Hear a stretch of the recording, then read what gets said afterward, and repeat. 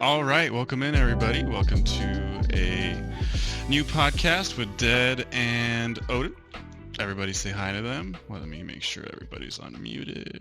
Oh, there you go. Now you can talk to them. Awesome. Tula, you relax. And that sucks. No, like KT. Oh, at least everybody remembers 318. Who could forget it? But yeah, okay. So, again, let's just kind of recap. Thanks. Thanks for joining, everybody. Exactly. And isn't everybody excited to see Dead's webcam? I know I am. I'm finally glad to be able to put a face to the man, to the entity. What? No. No. Okay, moving on. All right. So the idea is I'm just going to ask these two. To see the back of his head. I'm going to ask these two kind of what their opinion was, their general feelings right now for the year, and then from that we'll dive into the patch notes and look at stuff. I'm going to go ahead and turn the music down. So yeah, all right. So Dead, you first. What were your general thoughts and feelings of 2023? Wait, just put me on the spotlight. 2023 was mixed, I think. We had some really good like high points, like 318 coming out. Yeah, we could totally run that on our PC at 2 frames per second. It was great. I think after they sorted out a lot of the stuff with 317.5, it felt like they were going to go forward. They were really hyping up this, really big event for 318 because, we had more persistence. We had, what else was there? Cargo refactor was a big one for especially for PvP and piracy. I was super stoked for that. Slam Wars were really cool for the first week, and then they ran Xenothreat. And first day it tanked the servers. So it was like, oh shit, well, maybe 317.5 wasn't that bad. Because, when you're that far down the pipeline with an update, things are a lot smoother, right? So it felt like a step backwards from where we were at. I think we were kind of all expecting that, right? But it was rough. Then 319 came out. That was kind of a redemption time, I think. Not so much, a lot of content update, but more of a quality of life. 320 was actually, I think, one of the better ones, and then 3.21 and 3.22. 22 is okay, but it has a lot of issues.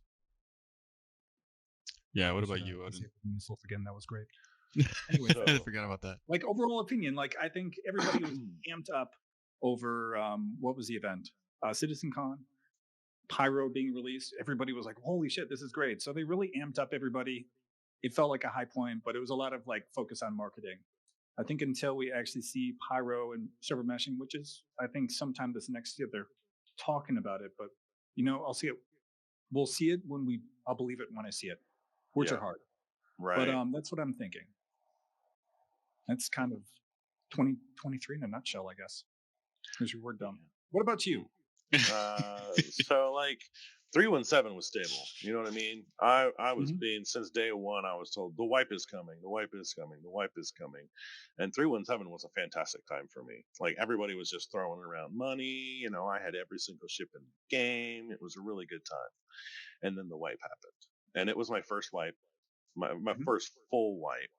And it was traumatizing. I almost quit playing because my whole thing was I started streaming when they launched 318. And that was my whole thing. I will start streaming when 318 launches and the wipe, and I will grind it. And it was. I swear to God, I'll pistol whip the next guy that says shenanigans. I did not enjoy all of 318. When right around the end they had that final update, and it was right to 319, and that was thank you. But again, every single update has taken my ships from me. Yeah. So every update you've lost everything, or just a few here and there? Just curious. Most. So it's kind of tapered. So the first big update, I think 319, they took all my ships and left me with 2.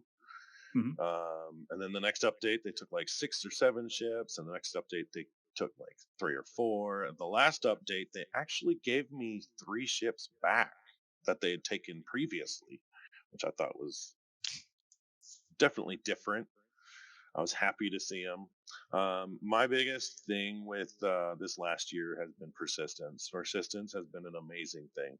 I was just talking to Mazda about this. You know, you fly in, and that was one of the things that they really wanted to do was you fly in somewhere and you just see a Redeemer hanging out, hovering with nobody in it, and there's a bunch of crash ships on the ground and a random tank just chilling there, and you're like, what happened here? You don't know what happened. It's just you've got this end scene, and it's like it's always so fun to just take a look at and see just what happened. I've always enjoyed that, and persistence has been a big thing. I think that was the big moment of the year. Everything else just sort of been progressively getting better. I like it. All right. I've enjoyed this year. So overall, though, the first impressions, the general feeling is it wasn't a horrible year. There were some rough moments, but overall, we had some progress. Is kind of what I'm hearing. Sounds like a Starfield review. Oh my God, let's not talk about that game because there's so much to talk about it still. They're just they can't stop. They won't give up. And I've been following it, and I've been hesitating to share some videos in the Discord so people can see the crap I'm seeing. And I'm sorry, I just we're not don't. PC gamer. I shouldn't be like talking about that every time we talk about Star Citizen. Yeah, this in today's review of Star Citizen. Let's talk about Todd Howard. All right, let's talk about Todd Howard and how he took a dump at like noon today. That was pretty cool. That was awesome. Do we think that'll be the script for the next Elder Scrolls 6? That's possible. We'll see. No. Moving on to Star Citizen. I personally enjoyed this year as the first full year of playing the game. I think it was actually something that was. I don't feel bad telling people you should come play Star Citizen. It's a good game. There's tons to do. I almost did Starfield. It's okay. We're gonna pass on. That's not fair. But yeah. So, anyways, with that, let's jump into 3.17.5 patch notes. Now, from what I understand, this was the Luminalia one. So this is really just them kind of wrapping up the end of the year for the previous year and kind of giving a couple things and some bug fixes. I mean, obviously, that's where I got my wooden cocks from. Really? Yeah, they gave me 3 different size wooden cocks. Roosters. Did sorry, you know roosters. if you try to put the big cock into your like pants, it doesn't fit because it's too large? That's what it always says. I'm serious. Like it's not even a joke. You have like medium armor, try to throw like the chubby cock up into your pants, and no, it doesn't work. It doesn't work. I'm gonna do it. That's awesome. Yeah. Le coq sportif, douche. Not. Yeah. Anyways, moving on. So see, but that's the proof that devs have a sense of humor. You know what I mean? Like, come on. I mean, I think this year we did get proof that they have a sense of humor between the Hull C MFD, between the Roosters, all that stuff. There's some great. That thing, I'm swear, but I mean, I just think to Austin Powers every time I see that thing. It's just it's that one meme. It's on the radar. Yeah, like one for one scale from like Austin Powers. I'm not even kidding. Like it is. I went and looked at it. Use that as the reference instead. They should have, and I'm sure the guys from the movie would have been fine with it. I think Austin Powers had a little bit more roundness to the base, but yeah. Oh well, yeah, Austin Powers. On from whole D's, whole C's, whole cocks, whole dicks. I don't care. So what it looks like here is there was still obviously a lot of known issues. That's normal, but the only feature update that came out in 3.17.5 was the new Lunar New Year content, and that was really it. So let's just go ahead and move on to 3.18 because there's so much to say about this beautiful patch. I will say one last thing. Okay, a quick anecdote or a quick memory of 3.17. My favorite bug in 3.17 was quantuming straight into a planet or a moon. Just the face first, crash into it. The first time that happened to me in 3.17, I actually laughed my ass off. The next 10 times, not so much. But that first time was golden. So yeah, that was my one memory of the biggest bug I had to deal with in 3.17. The biggest bug in 3.17 I had to deal with was the MSR. if you were in QT, or I guess anytime you got out of the pilot seat, you were ejected from the ship. That was my favorite ship to hijack that pass because of that reason. If someone tried to get out like mid quantum, they'd just be ejected, free ship, you know? For you. I never thought about that. It's an honest like opinion, but I mean, no, it's a great feature for like a little bit of an extra, boost to like help, pirates. They really like the PvPers. Welcome in, Twin. Thanks for the sub, buddy. I appreciate it. And Tula, you're lucky if you never had to deal with that bug in 3.17. I mean, people used to like try to figure out ways to quantum without facing the planet, kind of thing, so that you didn't go smacking right into it. So that was fun. Always use the orbital markers, man. Always use the orbital markers. Go to the space station first.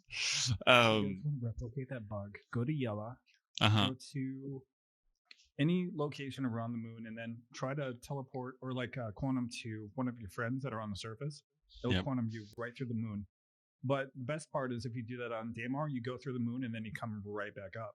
No like collisions. So just do that instead. Just saying. I had that happen to me in 3.18 with an 890 jump. I was quantuming to somebody on the other side of a moon, and instead of doing this kind of a curve, it put me downwards. I went through the surface, came back up on the other side where my buddy was, unscathed, and then 890, and that's where I decided that was the strongest ship in the game, because Red Hot. No, you relaxed, Twin. Anyway, so all right, moving on to 3.18 and the fire that it was. So just a quick recap though. 3.18 came out, and we all knew it was the very beginning of persistent enemy streaming. And welcome in, Penmania. Thank you for joining. Thanks for chatting. So yeah, 3.18 was the beginning of PES, was the beginning of the shit show. And just to kind of, give it some context, we knew we needed this technology in order to have things persist on the servers, like crashing a ship and coming back a week later and it all still being there, the wreck still being there, leaving a water bottle on a station, coming back a month later and it's still being there, that kind of stuff. We knew that was super important for server meshing to come in. So that was the first iteration of the process to server meshing, which we haven't gotten to yet. But so we had a lot of big tech come in on 3.18. So what they tried to do, from what we learned, was put it all in at once, and we saw what happened. So, well, they were doing the infrastructure. It was fine until they ran Xenothreat. I'm just gonna say it right now. Yeah, no, that's true. By picking that one event and then just crashing the servers. It was they had Free Fly Week, and then they had they had all that. It was just like, hey, let's leave a great impression on the community. Free Fly, Xenothreat, let's go. Fuck yeah. It was horrible. I will say that. I mean, I remember Odin, you and I were trying to do Xeno. 3.18 is the time in which we're not supposed to be speaking of. I'm fine. We have to speak about it. But see, that's the thing, is 3.18 is still the patch that got me to play this game full time. It's still the patch that got me to stream. Exactly. You too. Yeah. We started a month with it from within each other. So like it still was, I think what it was for me was, okay, it might not be, everything's not there yet, but I believe in them enough now to see what they're trying to sell us. And I think enough of the pieces were starting to fall into place. And I agree. Xenothreat, I thought that was a great event, but I only got about a good hour or two out of it before everything went to shit. And then everybody was yelling at people on the servers for even going near it. Like, and that's when you realize the community is actually pretty intense sometimes. Exactly. What asshole? Idiot noob. How dare he? I'm gonna go shoot him down. No, don't. 3.18 had like one really good thing about it, and that was the Slam Wars. Do you guys remember when everybody was going to the drug labs and buying one drug item at a time? Yes. And they would have to like sit there for like 10, 15 minutes. While we were 10, 15 minutes. Get out of that. I sat there for 2-3 hours sometimes, just doing one box at a time. Yeah. That's on my end. That's all good. Just keep dropping. That price would just keep dropping. It was a beautiful thing. One time I think we got it, me and Red got it down to like $7 a bundle, an SCU, and then like he was like, "All right, I'm full," and I hit the button, and it started at like 17, and it had stock, and I'm like, "Oh my, this is ridiculous." Here's what was it, $5 million a load? That was my Dude, favorite, it was so much. It was I think once if you went in there with a Carrack or you went in there with a Caterpillar or something massive, you could walk away with 10 to 15 million off of one load. And like Dead said, it was beautiful for two reasons. It created an entire game loop on its own. It created this loop of, I know I can go somewhere to make a ton of money, but it's incredibly risky because everybody else knows that this is a thing, right? So I was running you would hire people to run security for you. I think that was a great unfortunate event in like it was a bug, it was a mistake, it was an accident, it was never supposed to happen, but they should have learned from that, because it created this great sort of Jumptown 2.0 where the stakes were higher. Like Jumptown's fine, but we did it the other night and we had nobody bothering us and we just farmed for 2 hours. In the current state, nobody's going to it because it's only so much. 2 million in 2 hours. Yeah, exactly. You could be doing what do you call it right now? Like right now, the gameplay loop that a lot of people are doing is hitting up the what are the eggs? The Weevil eggs, right? Yeah. Selling that at the JT locations or even the maze, because you're getting like that much more per volume, one SEU. It doesn't make any sense to take that risk if you can just do it without any kind of issue or problem from like say pirates, hijackers, whatever. I think right now the biggest exploit going on is the Hammerhead mission, where if you have to remove the Hammerhead, and that just continuously keeps popping up over and over and over. And all you do is you take in the SRVs, right? Yeah, you take the SRT, you tow it out of the area. If you're done, you get paid at 250K, and then you do another one. You just go in, tow it. We had a buddy doing it. He did it 6 times in an hour. That's 1.5 million an hour. Like that's pretty good. Pretty decent. I really like finding the people that are doing the illegal towings and then taking the bounty and then, hunting down the person that's in the, Argo SRV that is in the orbit of Yela for a reason, because then you just go to that location. It was the same thing with like the drugs that they had at like each of those like salvage locations. You could hop in to the back of their C2 while they're trying to load it up, hijack the C2. If you had like a razor, you could just like fly right in, take off. It's your ship at that point. Yeah. I don't know. I'm just thinking of all the I really like that patch. I thought it was a lot of fun, but there were some issues. Oh yeah. Rios was home for a little bit though, for a while. That was a blast. Yeah, I was running security on that, and that's how it started. Our buddy Master Chief came in and was like, "You run security for me, and I'll give you $1 million." I'm like, $1 million just sitting here? Oh, and it was a good time because someone would come in and I'd be on global. Like, you either respond or I'm going to shoot you down. And if they did, I'd be like, dude, you can either be friendly or we're going to rain hell on you. And sometimes they'd be patient and be like, I'm chill. And they'd go park. We'd keep an eye on them. And we were and as soon as we were done, like, hey, dude, we're done. Go ahead, do your thing. We're good. We were very nice. But if people came in shooting, I'd sacrifice. If I had to. You ain't taking out our ship. We had such a good time. But that was you zoom in the new features page that you got there? Absolutely. Kind of bring it in just so people can kind of follow along. Do you want to go like one by one with this? Just kind of like review what we've been kind of dealing with since then, or like what we've been seeing in the game? I want to just kind of go quickly over some of the notes that they gave us, because we all know how 318 felt, but just kind of remember what they added into the game. So we got new locations with the Daymar crash sites, the Sand Cave archetype. I think I only did that once. I think it was with Twin, and it was a while ago, and I don't remember seeing the roly-polies, but I believe this was, the Stone Bug was when that was added, which was actually pretty cool to finally see a creature in the game. Then we had racetrack locations, which I've tried out a few of them. They were pretty cool. And then the Great Cat PTV racetrack, I remember that being such a disappointment because All right, and we're going first turn. Boom, wheels are gone. All right, well, I guess I'll finish the rest off. Yeah, that was terrible. Or you're like on your side and you're like in that full on spin the entire time, right? Exactly. And once you wreck it, you have to like run through the track to get back, or like try to skip over the side rails and like find your way back to the beginning. It was horrible. If you got halfway through that track, you're on the other side. It would take me 20 minutes just to get back to another car. Mm-hmm. Did you guys know, they're talking about roly-polies right now. Did you know that you can set those onto the ground and they'll actually slowly move? You could do like impromptu races with those and gamble on which one gets to, like point A first. Try it sometime. It's interesting. We might have to do that. Yeah, I think we have to go find a new roly-poly versus turtle. I don't know. I don't think the turtles move, but you could try. They do. You have to leave them alone for a little bit. They have to slowly will start shuffling along, or how does that work? Moving? Yeah. I haven't seen the turtles yet. I have to admit, I know what to do now. Later, after we're done. I almost paid $5 million for one. Honestly, for a turtle, I really wanted one. Yeah. There was a guy, he was in Global, and he was like, here, I got a turtle for sale, $5 million. And I was like, I'm on my way, but somebody bought it before me. I've been searching for a turtle the whole time.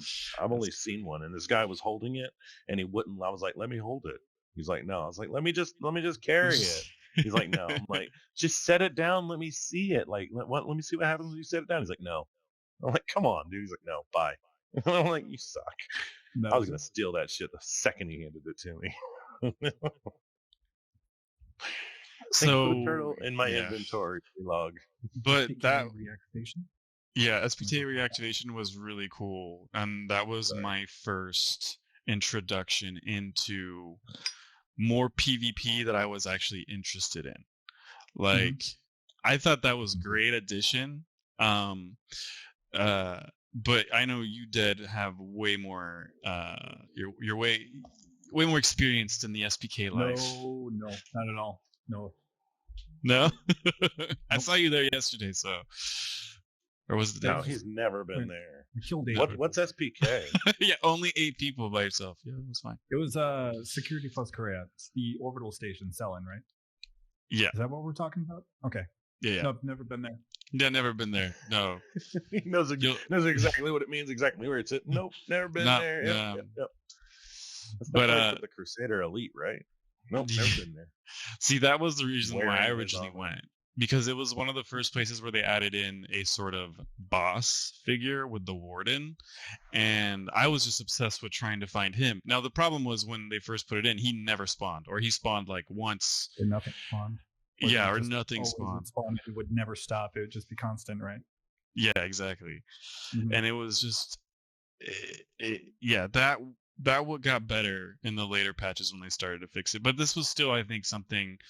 Yeah, see, inside Korea, criminal players will now be able to trigger a boss to spawn after killing several AI. After this boss has been killed, players will be able to loot them and find a code on their body that will unlock a terminal inside the evidence storage room.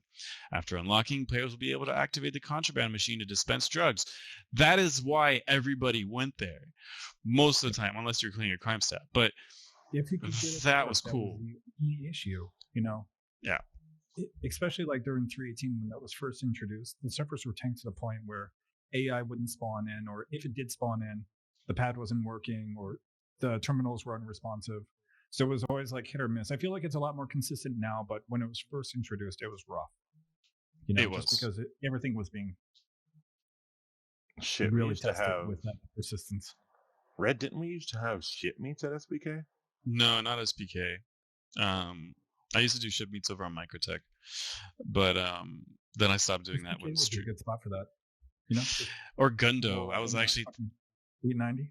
I was thinking Gundo because it's a little quieter, but it's still like a cool space station.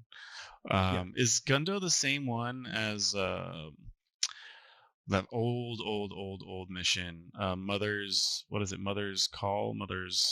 Where you go to the Wanted? Mother's Plea? Mother's Plea. There you go. Mother's Plea. Okay. Is that Gundo or is that another one? That's Gundo. That's Gundo, right? Yeah. Okay. I couldn't remember. Twins. Red likes to get us in trouble. If you fly with Red, expect to either die or end up in prison. Okay, the dying part maybe, but in the prison that only happens once in a while. Not anymore. It only happens when you fuck up too much, right? Exactly. Yeah. Or when the game decides that it just wants you to be a criminal at this point. But anyways, moving the key on. is you don't fuck up while Red's fucking up. That's where you get the double fuck up. Moving on. We're not going to talk about that. We're past that. We're moving on. Platform assault on Orison.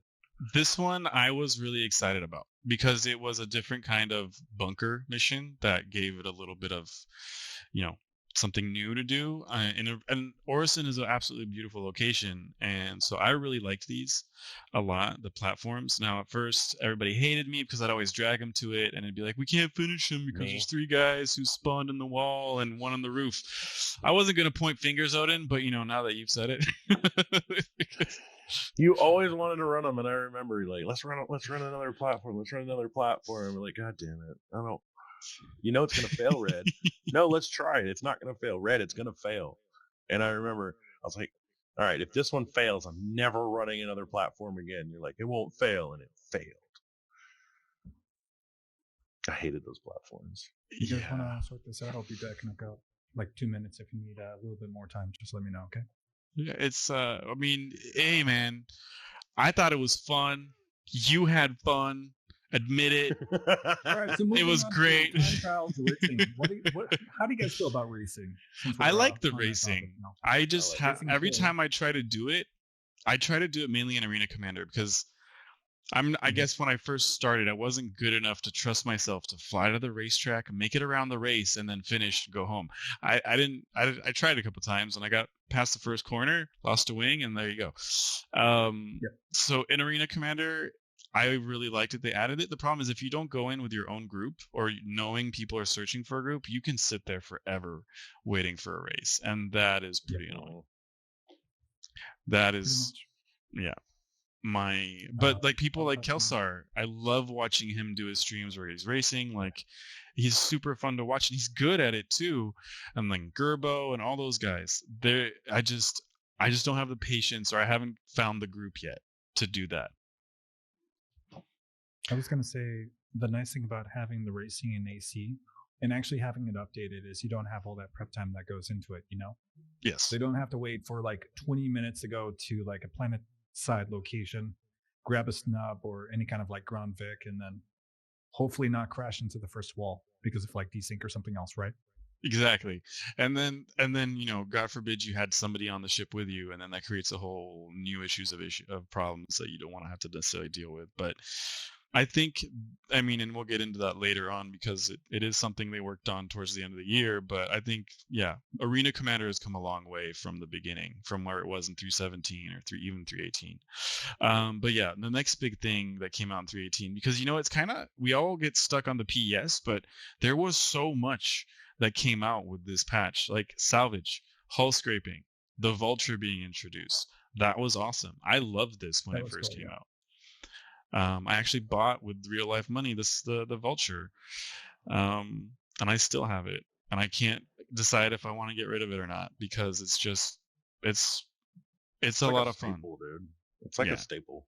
It's a good ship to have all the time. I really enjoyed that they brought salvage in, and I like that throughout the year they've really evolved salvage to really be as intricate as mining. It's been nice to see, especially with this last update. Yeah, I thought it was a really nice addition alongside mining, because mining isn't necessarily for everybody. Go find a rock, break the rock, refine the rock. And I think it's super intelligent in terms of gameplay and how they can help maintain their servers, where if you create a reason for people to go clean up the crap that's left over, the trash floating around, and you're removing entities and you're creating this loop where eventually we'll be able to build ships, but right now we can just destroy them and munch them completely. I think that was actually intelligent in terms of gameplay, in terms of technical aspect with the game and how to keep things kind of running. And I think they're getting better now. When this first came out, the first iteration was super bare bones. You were flying out to the asteroid belts just looking for pieces of debris to scrape, and sometimes you would luckily come across a C2 or something like that. But yeah, it was pretty bare bones, but it was definitely really nice to see come into the game. Yep. This, though, FPS hull scraping and repair, I don't know anybody that's done any repair on their ships through. They said it didn't work. What you got to do? It's not the repair part. You just got to take the little hull scraper, the FPS one, and then draw a dick on the side of someone's ship that has their shields down outside of a bunker or any other location. Yes, that was the only like, thing. Say like I'm sorry, in the side of 890 jump or C2, and then draw the penis right below it. That's my favorite. I like doing stuff like that. Dead was here, and then just I love drawing the dick. I can't. There was one time I was with a group that was salvaging. I was like, "Hey, can I join you guys? I don't have like a vulture," and I was pretending like I was new to the game. And on the side of the ship, we were salvaging one of the 890s from the hijack mission.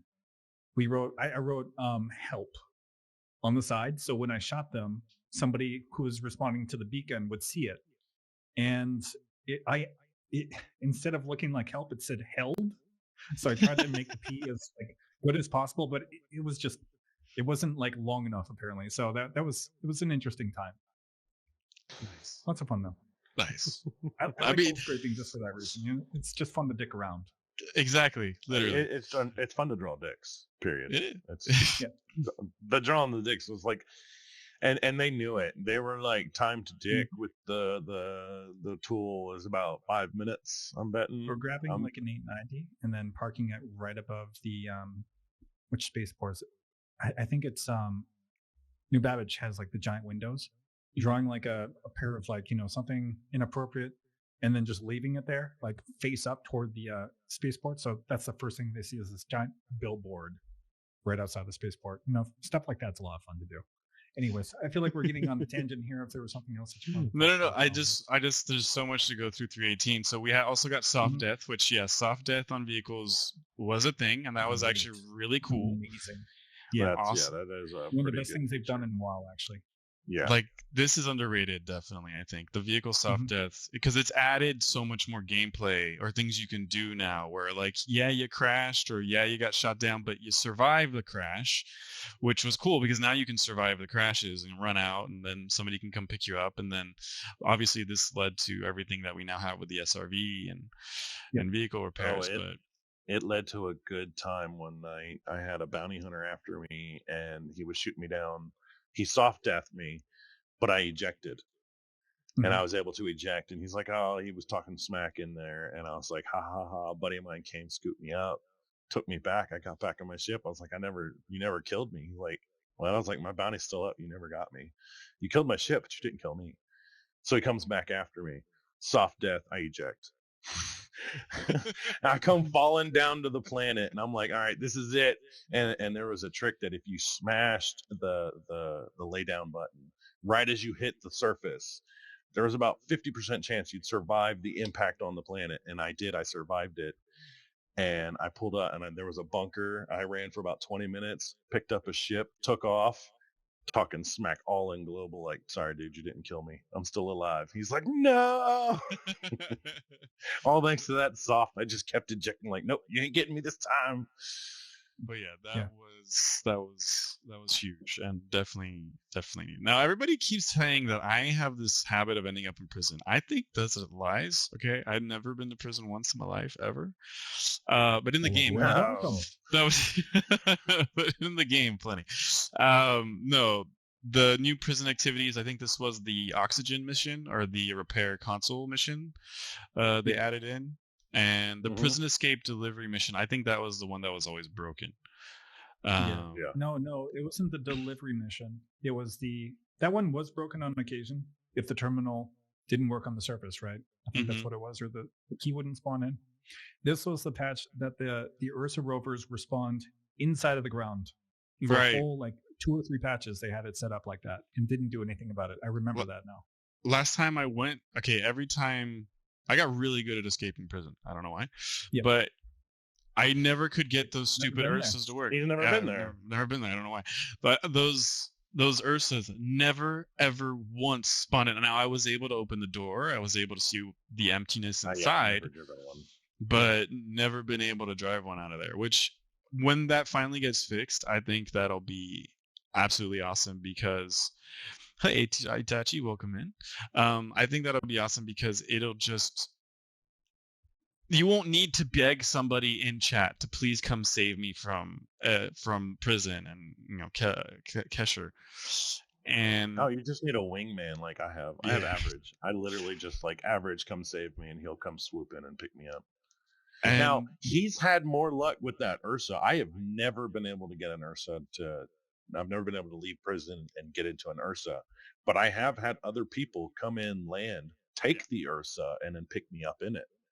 Well, that's because they have to land at the aid shelter and then drive it all the way over, which has created awesome gameplay. Like, I love setting up let's go rescue somebody from prison, or let's do a prison break. Like, it's actually a lot of fun. Like, and all you're doing is climbing over things. Like, and it's exciting because the person that's picking you up, they've got to traverse all that stuff too, and they're like, "I'm going to go break my buddy out of prison." You know what I mean? It's exciting as long as that person is capable of getting out. Otherwise, that person's going to be outside for an hour and a half. Like, come on, dude, I'm ready to go. Yeah. There was another issue I remember where you would have invisible torps from the prison. Yes. To your location. It wouldn't actually register that it was locked onto you, but it would hit the guy if they came too close to the facility itself. I remember that being a thing.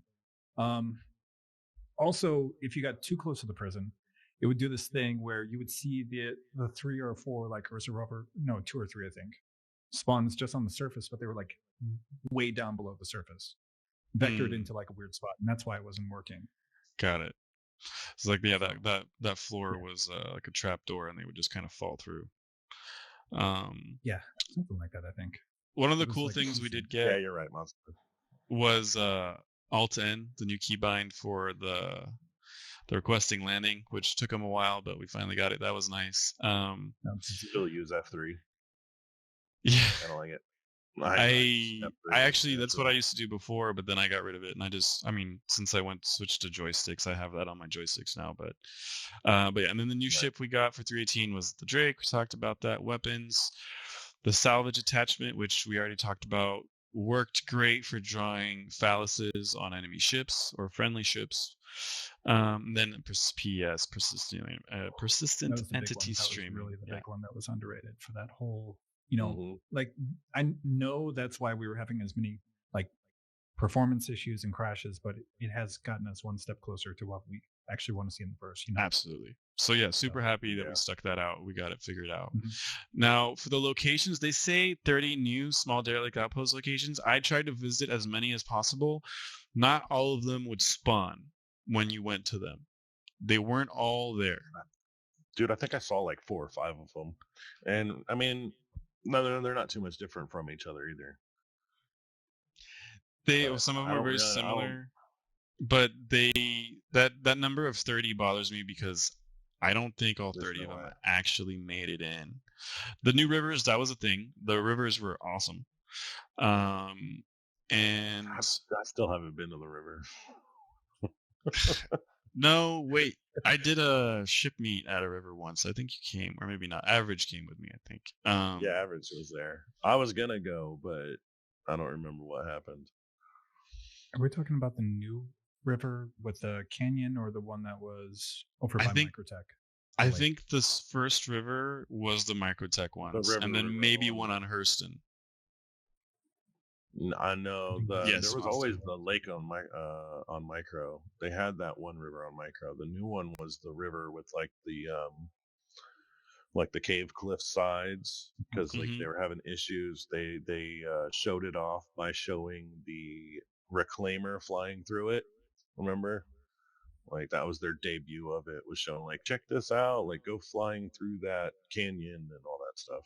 I did that with a snub, like Itachi was saying. There was actually some really cool stuff that you could do, but it just took a lot of setup. Always hit the wall. Yeah. It took a lot of setup. Hover. Yeah, you had to have something small like a hover quad or snub. But yeah, then we had all the Caterpillar crash sites. Those worked better, I think, in this patch than they do now. They do. Do you remember there would spawn in thousands, hundreds of AI onto the ground? It was great. You would have called arms. You would vomit. 100K Richard. Hey, nice job. Let's go. Yeah, and then exactly. Your frames would significantly improve with that whole situation. I remember going to a lot of those with Twin and trying to clear them out as best we could, but there's too many. And then they would that's when they start spawning in the floor too, and you couldn't always find them. And so we know the Derek Reclaimer V2. Was this supposed to be the beginning of Ghost Hollow? I can't remember. They were fixing up. This is the Ghost Hollow location, yes. Yeah, this is the one they were cleaning up. They optimized it a little bit more. They created additional buildings. I don't think they added the new mission yet for contending for like free money or whatever it is, or printing money. No, that came in later. Yeah, right. Okay. Yeah, money from nothing. Yeah, that came in much later. What's for AI loadout updates? You'll throw out standard with new shopkeeper outfits, earth fashion dress, hospital surgeon outfits, service hats and aprons and shops and armor sets. That's all the. Actually, that was kind of cool to start finding all that stuff in boxes when you would go around looting. And I have so many outfits for clothing. I don't know what to do with them. I started wearing them for like IE and Invictus, and nobody else did. So I was just the one guy walking around in my like nice suit. Just like LARPing over here, like exactly. Exactly. If I could only have found the helmet, I would have been Jerry. But all right, the gameplay courier delivery missions. Yeah, I remember. That's what I tell everybody to start off with. Do delivery missions. You'll learn the game. It'll be great. Quality of life inventory. Okay, I think it wasn't 3.18. It was 3.19 when inventory completely broke. So I think this actually worked for a while. Loss system improvements. We have override the loss system to be less punishing for players with lower crime stats. See, I think it actually got more punitive sometimes, and because of the bugs, you would end up with a crime stat 3 sometimes quicker than you would have. But I did notice when you made a mistake, you more often than not ended up with a 1-2, which was manageable and not. Yeah. You could always clear that too. That's when they added the terminals. And even if you had a CS2, you could still land there, right? Yeah. You just had to pay. And CS3 is where they started forcing you to have to go to SPK to clear your crime stat, which was great.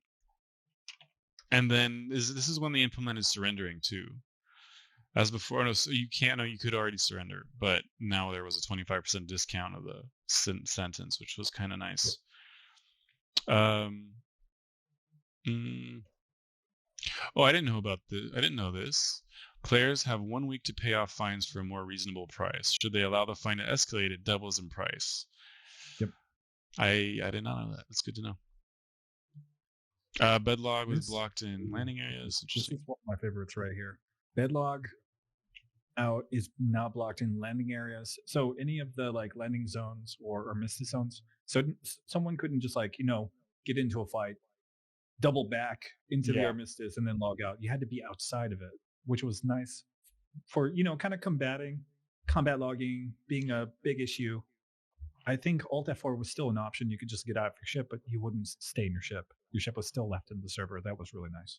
For a long time, cool. Yeah, you could still blow it up.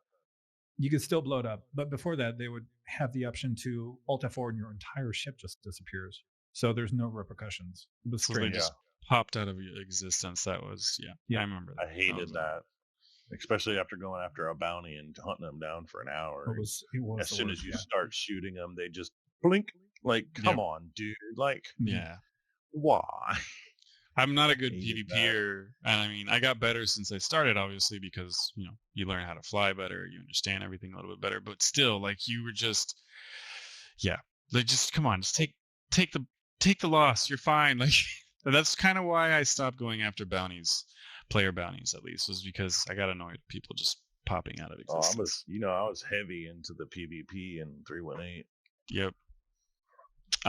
So we got some ground vehicle changes with speed. I don't remember that too much, to be honest. Vehicle combat balance changes. Greatly increased ballistic weapon shield penetration. I do remember this, and then it got nerfed again afterwards, I think. Physical resistance, increasing ship area. Yeah, this I didn't feel too much. I think the problem was that patch was so unstable with certain things, and I think there was still a lot of shots not registering and desync going on, so it was kind of hard to really tell if all of that was truly being implemented well. And I think that's a constant issue for Star Citizen, but I don't. Maybe you guys have a bit more feedback on this one, but because I've never really used distortion weapons that much. What has been the increased explosive radius?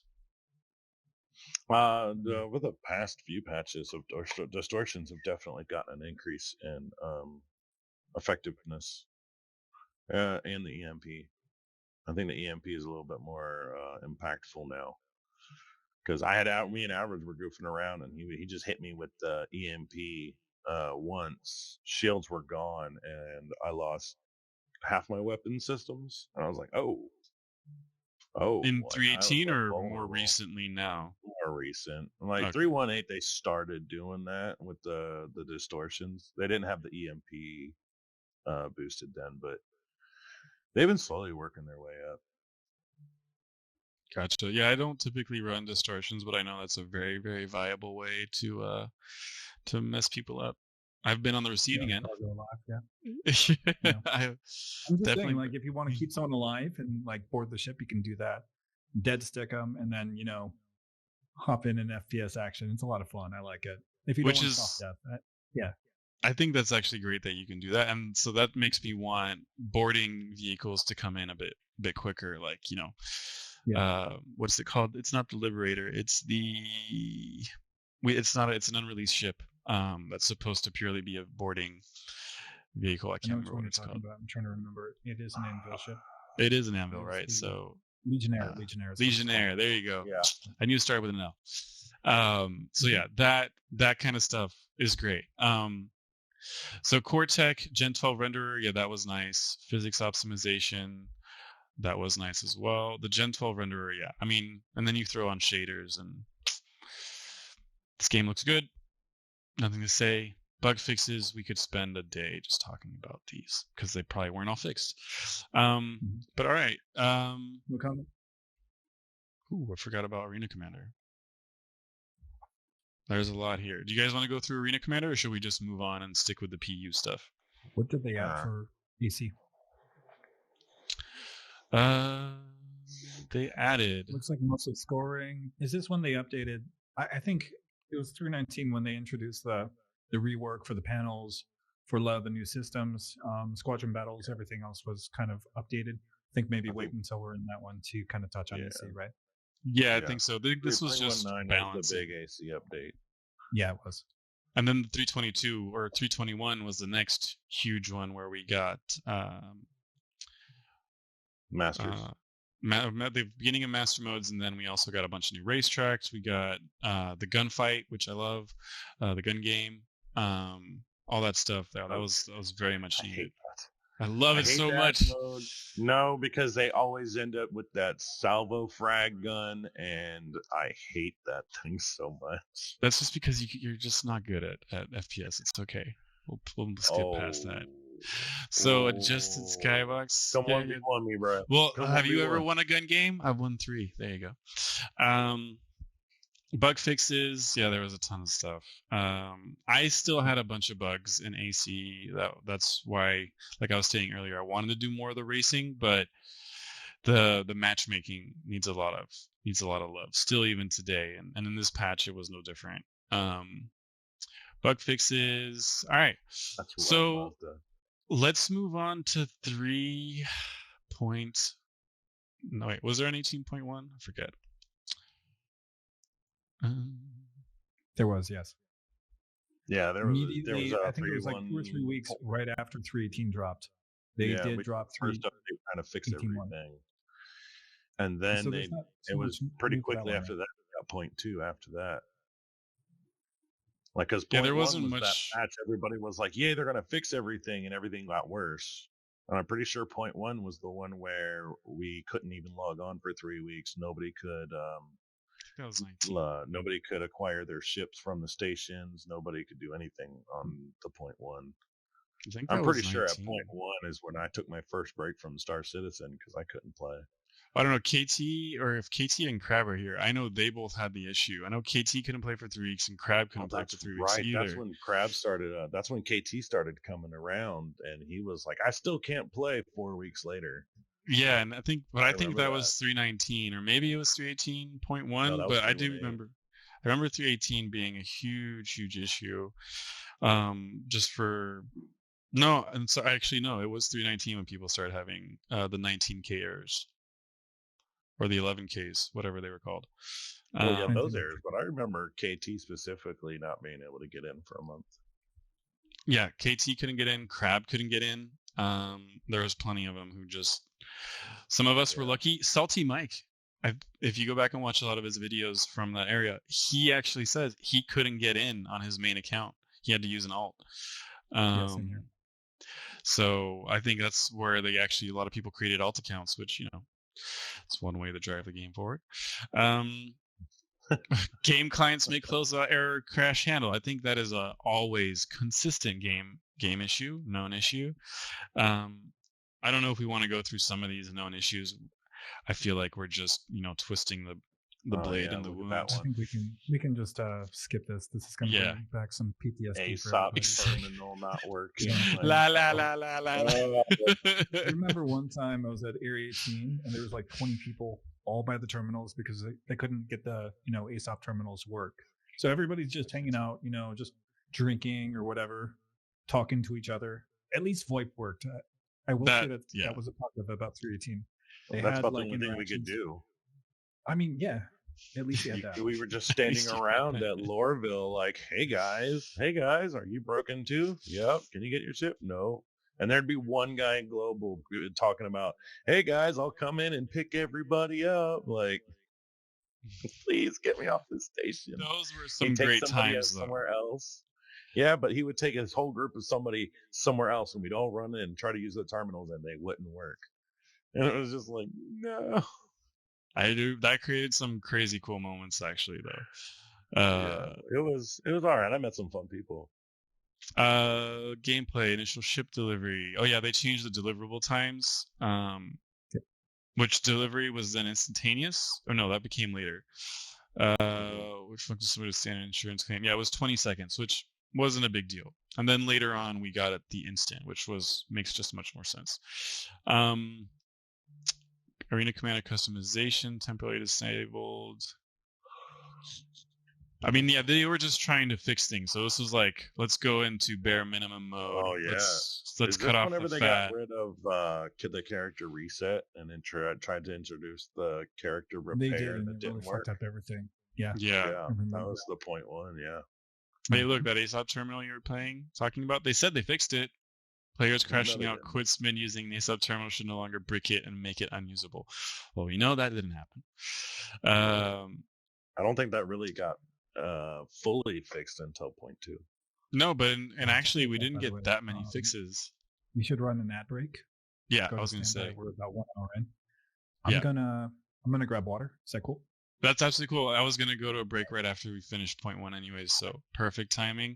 All right, guys, we're going to take a little 2-minute break, run some ads, grab some water, hit the head. We'll be right back. All right, everybody, and we're back. All right, everybody, and we're back. And now I'm hearing myself in double. Why is that? I'm hearing myself in double. Why is that? I'm hearing myself in double. Why? Okay, I don't know. Fix that. That was weird. Don't know why I didn't do that earlier. Anyways, moving on. All right. So, 318.2. Echo. There's no more echo right now, Mazda. That's gone. I don't have an echo. Okay, cool. All right, 18.2. Well, yeah. So this was a lot of hot fixes. A couple things were introduced. They were just telling us about all the issues they knew about, like Xenothreat that we had talked about. I think it did create an issue for Jumpdown too, where sometimes the maze wasn't spawning? No, this was the beginning of the invisible players at Jumpdown. Yes. Oh, I hate. No, it wasn't even just JT. It was everywhere. Yeah, it was all the time. I remember so many times you get into a group with someone and you'd be like, where are you? And he's like, I'm standing right next to you. And you're like, No, you're not. They're not. I don't see Dude, I'm in my ship right in front of you. Like, I'm looking at an empty hangar, bro. Yeah, you're not here, buddy. So we got that. So we knew they started, at least they were being honest about a lot of their, So we got coffee, which I'm surprised they don't put that as core tech. This is where they told us that we were supposed to be getting working coffee machines. And this is why I will always say I want my fucking coffee machine. I don't even drink coffee. I don't care. But because they spent so much time and effort on the coffee maker, and we're all sitting here going, are you fucking kidding me? The game doesn't work. Nothing works. Like, we can barely do anything in this game. But you're talking about fucking coffee makers, bro. Like, are you kidding? I was so upset when they were like, yeah, but you can make coffee. And I was like, dude, all right, I better be able to make coffee. And I walk up to that machine, no coffee. I was, you dev sons of. I wouldn't even blame the devs for that one. That's marketing. Right. There's a huge disconnect sometimes between like marketing and the actual development teams. Yes. Yeah. Because that's you'll see something like they'll talk about something on Spectrum and then they'll post something on like Twitter and it's completely different sometimes, right? Yes. And comes off as a little bit tone deaf when people are like, hey, are you excited for 318? Nobody can log in. Yeah, stuff like that. It's always like kind of, there's like weird contrasts sometimes. Aren't you happy to be salvaging? But we can't find. Yeah, no, that was the thing, and that's a typical issue with, and I wouldn't say that's specific to Star Citizen. That's typical of most game companies and just companies in general overall. Like, that's one thing I mentioned recently was I was getting annoyed with their trailers look absolutely fantastic. They look great, but they're not super representative of what's in the game. And the one that annoyed me was the Hull C one, where they show, kind of like that over the shoulder with the Hull C as it's going through picking up cargo. It goes to Pyro. We can't go to Pyro yet. You don't sell people that Pyro's in the game. We got to test it for 10 days. It's not in the game. You're selling what the vision will be, but it's a little misleading. And I can understand people who came in going, well, why can't I go to this other system? Well, it's like, well, it's actually in testing, buddy. So that the marketing, yes, it's a little predatory sometimes. It's a little unrealistic. And that's why there, so many people go to content creators now on YouTube or wherever just to kind of see what the reality is. And that is nice. But that was frustrating. But all right, to get back to this, the density manager optimizations, I do remember that where a lot of us were complaining about, well, there's people stacking medical robes in front of the ASOP terminals. There are people I love that. It was great. Grim hacks, and you would have people using the multi-tools to hang the corpses from the ceiling. Yeah, that was hilarious. It felt more like home. I'm just saying, like, bring that back. That was great. My favorite was if you put a cup near the ASOP terminal, a drink or something. If you put it like right on the railing, right next to the ASOP terminal, when someone would walk up to it, they couldn't click on the ASOP. They had to pick up the drink and put it somewhere else. It was because they could access it. Because it overrides that menu by default. Yeah, every time. And I would go in, I'd put drinks all over that rail and just walk away. Like drinks underneath the monitors too, because they would suction to the bottom of it. You can do that also in the current patch, where you place it and then it has like the blue highlight and it's underneath, facing upside down. For whatever reason, that's a thing, but it's a thing. We're gonna have to try that one out. We're gonna have to go troll. Just a day of Star Citizen trolling. But that was when they first started realizing, okay, clearly the servers can't handle all this. There's way too much data flying around to constantly be kind of calculated and kept current. So they had to start toning that down, which I think was a great idea. And it was kind of more of the realization from the community as like, wow, you guys really just went all in on that first iteration of PES. You didn't even try to incrementally kind of bring it in. You just were like, let's see what happens when you turn it up to 11, and it broke. We broke this, yeah. But that doesn't bother me. If this was a fully complete, feature complete game, it would bother me incredibly. But because we know we're along for the ride and we're still building and getting to that goal, it didn't bother me as much. But I definitely understand a lot of people, like, you know, Twin said it earlier, that 18 and 19 were the patches that made him stop playing. I get it. When you can't make any progress, when you waste tons of money trying to build towards something and it just constantly is crashing on you, I can understand wanting to take a walk away, which is why, and I think we'll get to this later on, what they ended up getting to by the end of the year was so impressive. But yeah, I think we can skip the bug fixes because the reality is features. Those bug fixes are all BS. They didn't fix it.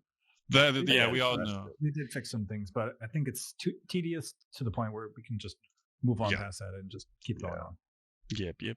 All right, 19.0. We did have a database reset.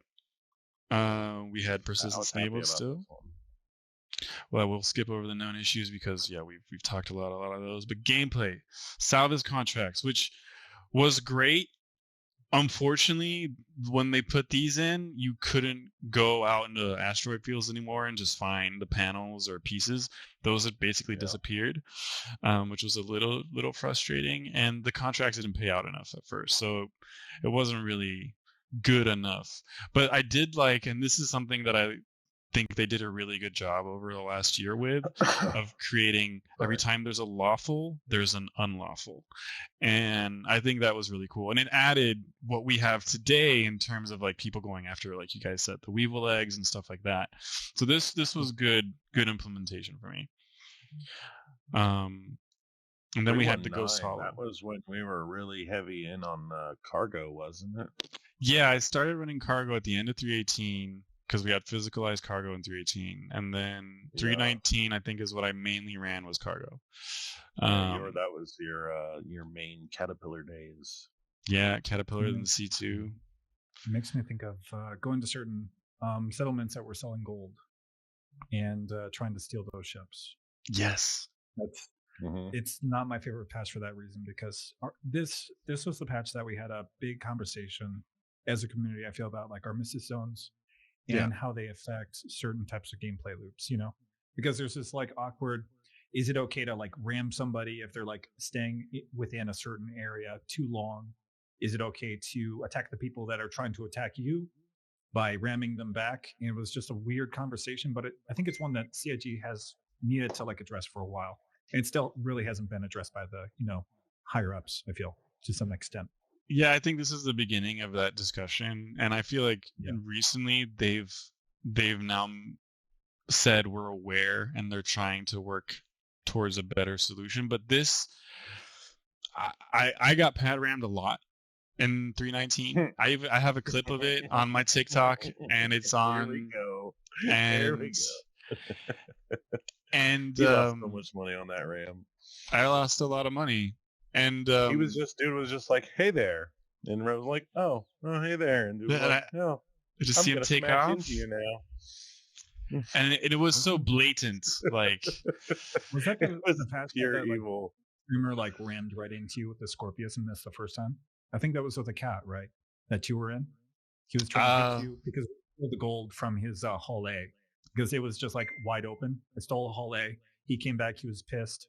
There was some stuff on the ground, and then we tried to like grab it before he came back, and we couldn't because he was always trying to ram it with a couple of buddies. I think you were there for that one. I'm not sure if it was 318 or 319 or 320 though. Was Duncan there too for that one? I think Duncan was there for that one. Yeah. Yeah, I remember that. And we had a lot of situations like that where now any ship shows up, you're like super mistrustful, and you're like, so just blow it out of the sky and not take the chance. Pretty much, yeah. You have like, to, you know, you can take that risk. That's where, the mistrust really came into play there. And I remember if I actually managed to land next to somebody in an Armistice zone, first thing I would do would run up and be like, I'm friendly. I'm not here to be a dick. I just want to grab my stuff and leave. I did actually meet a couple people in game through that, but you could immediately tell they were just as distrustful as you were of them. And it wasn't great for the community, I think. I think it built up a little bit of resentment. I don't think piracy is a bad thing or anything like that. Oh, I still kind of hold that cautiousness when I'm around. I mean, you should. Any ship is a hostile until announced non-hostile. I'm sorry, it is. You're an enemy until you're proven not to be an enemy. It's like DayZ, which is usually exactly. Hey, look, or Dead Side or Dead Side, DayZ.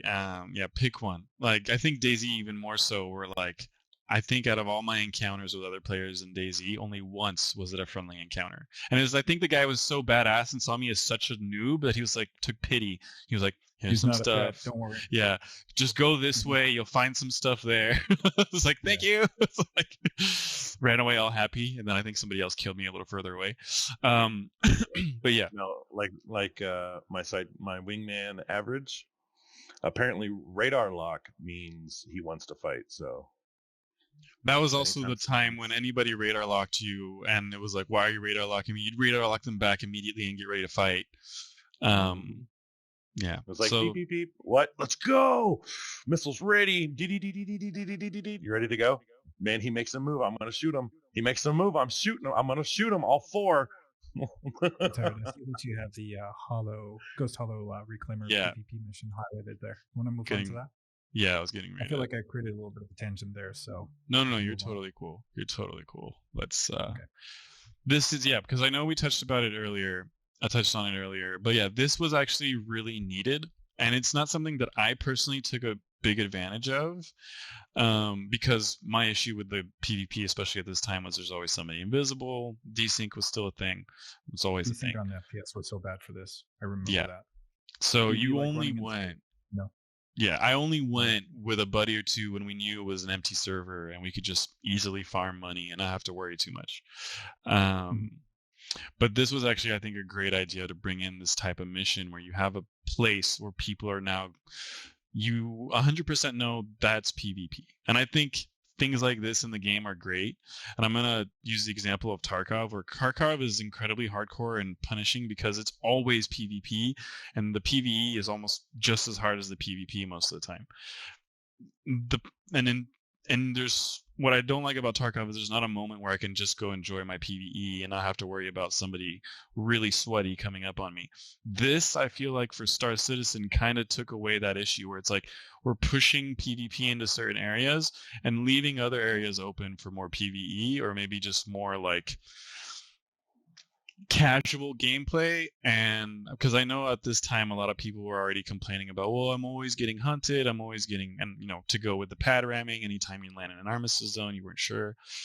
So I think this was a really good idea in terms of the game overall. I'm not saying I want it to be more Care Bear friendly. I'm just saying I think there also needs to be a bit more clear PvP area. You want more balance between the two, right? Exactly. Just balance. I think that balance will come with Pyro, honestly. Yeah. The hardcore, fighters are going to go to Pyro to do that, which is going to leave Stanton. Like, obviously, there's going to be trolls, there's going to be pad rammers, there's going to be griefers all over Stanton, but the number is going to be reduced. A lot of them are going to move over to Pyro. I think it's going to make Stanton a much safer place. To be honest, I think a lot of people that are looking for action or cargo are going to go where the players are. So Pyro is going to be like a hotspot initially, but if it's like super spread out and there's nobody to like hunt down aside from like other PvPers or like experienced pilots, which a lot of orgs are typically pretty well connected, have some kind of sense of wherever the players are, the pirates will be. That's pretty much what it's going to be. Yeah, they want the action. So if there's like a huge focus on Pyro, that's where everybody's going to shift over to. If they're back in Stanton, that's where everybody's going to go back to. There might be some people, but the majority of PvPers or PvEers, for that matter, are going to go where the new content's really streaming, or like where the new opportunities for like most money are going to be. I think actually. I get it. I'm starting to believe that Pyro will actually push a bit more PvE, but group PvE rather than full-on PvP. I think PvP will be about as likely to happen as it already is, but because those derelict and those duster missions have so many more NPCs, because those locations are bigger, because they're a little bit more spaced out, I think it really becomes super interesting to go as a group. And then that becomes more of a PvE hunting place. Now, I think the piracy question mark is going to be more around cargo, and where the big question mark is for a lot of cargo runners like myself or Stavo or stuff like that is, what are the prices going to be going from Pyro to Stanton and Stanton to Pyro? What are those lanes going to look like? What are the jump points going to be like in terms of security? Are we just going to have PvPers camping outside the jump points waiting for you? Are we just going to have people waiting for you at the cargo pickup spots in Pyro? Yeah. Is it going to be more between stations? Is it going to be a lot? Because, just a quick breakdown. We know that the way it's going to be is the larger hull Cs through hull Es will be there to transport cargo, the mass cargo between stations and systems. And we know that the smaller cargo runners like Caterpillar C2s all the way down to, let's say, a Taurus, those are going to be for running cargo from station to planet side or around the planet side. At least that's the way they've kind of presented it more recently. So for me, that entire question of piracy comes around, where's the most money to be made? Is it between planet and moon and station, or is it between station to station or system to system? And I think it'll be hard to kind of say what piracy will be until that is a bit more clear. And prices. Know that, small fighter meta in Pyro is not going to be a thing because everything's so spread out. You're not going to be relying on, like, say, your arrow to go from point A to point B because you're going to run out of fuel.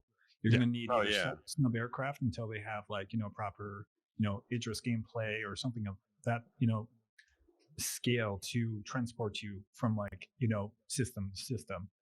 I think we're going to see a lot of vanguards, a lot of heavy fighters, things that actually have internal habitations, probably, just because otherwise where are you going to log out at a space station that's maybe 20 mil away? I don't know. It's there's also so much in question because we only have a small portion of Pyro. I think when it first came out, I know we'll talk and touch on this later, but I think there's still so much to really leave up in the air, and it's all speculation at this point too. And I think what Itachi's touching on is a good point too, because it's all about those choke points, right? And that's kind of what I was talking about with and I think at the jump points, we already know there's supposed to be a heavy UE present, but what is it going to be? Is it, like you said, just turrets, or is it a couple UE Idrises, or maybe a Javelin just patrolling missiles. Or just all the missiles? I could see the Stanton side of it being heavily guarded with UE and all that stuff, and then the Pyro side have a little bit less reliable security because they're on the crappy end of the stick. You know what I mean? They'll have a little bit more relaxed and be able to get a little bit closer before attacking. Whereas on the Stanton side, that's going to be heavily guarded, no reds allowed. Well, I think if I think they will probably guard the Pyro station pretty heavily, but that'll be the only thing in the Pyro system heavily guarded. You know what I mean? Just that jump point. Because if you're thinking about it, you always reinforce the problematic border crossing. Let's say, if we're talking about. So that is probably something that might be heavily defended, but quite more question marks. We'll see. But anyways. Oh, you mean it's easier to get into Mexico than it is to go from Mexico to America? That's kind of that kind of thing. You exactly. Crossing, and you can just drive across going from America to Mexico without stopping, but then coming back you have to stop and go through the whole thing. Exactly. That's kind of more ours. We can touch more on this, I think, with 320 and 321 because exactly. Citizen Con and all that kind of. But there's actually this is so I think everything we talked about actually brings us into this pretty well, because the new player experience. You actually did that, didn't you? I did. I did. I did not. I was no, screw this. Oh, did your audio is kind of quiet? Let me see. Do I need to get closer to the mic? Is that better? That's much better. And I can also bring it up on my end. Yep. Pronounce it a little bit more. You're good.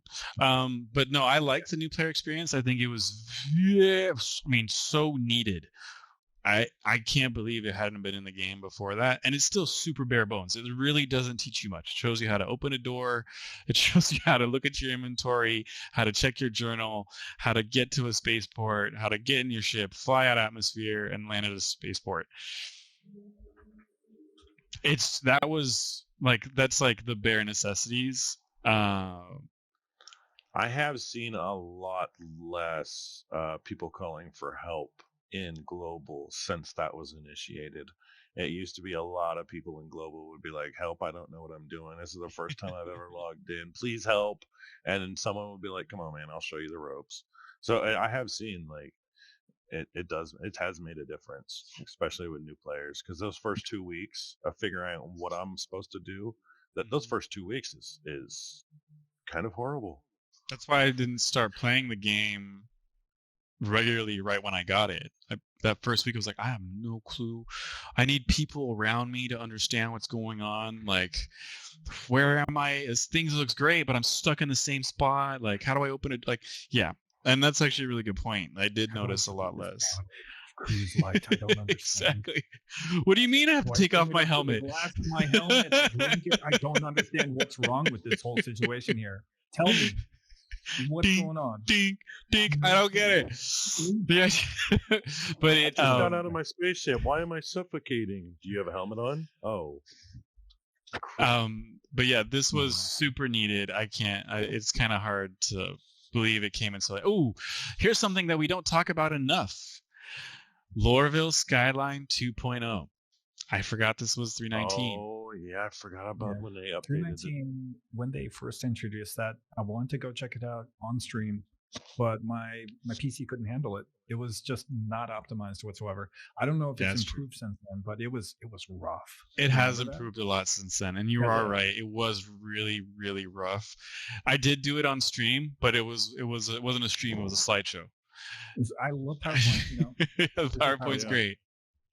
It's like when they first introduced like Orson, right? No, all good, Itachi. Yeah, I'm trying to even it out. I will lower myself a little bit.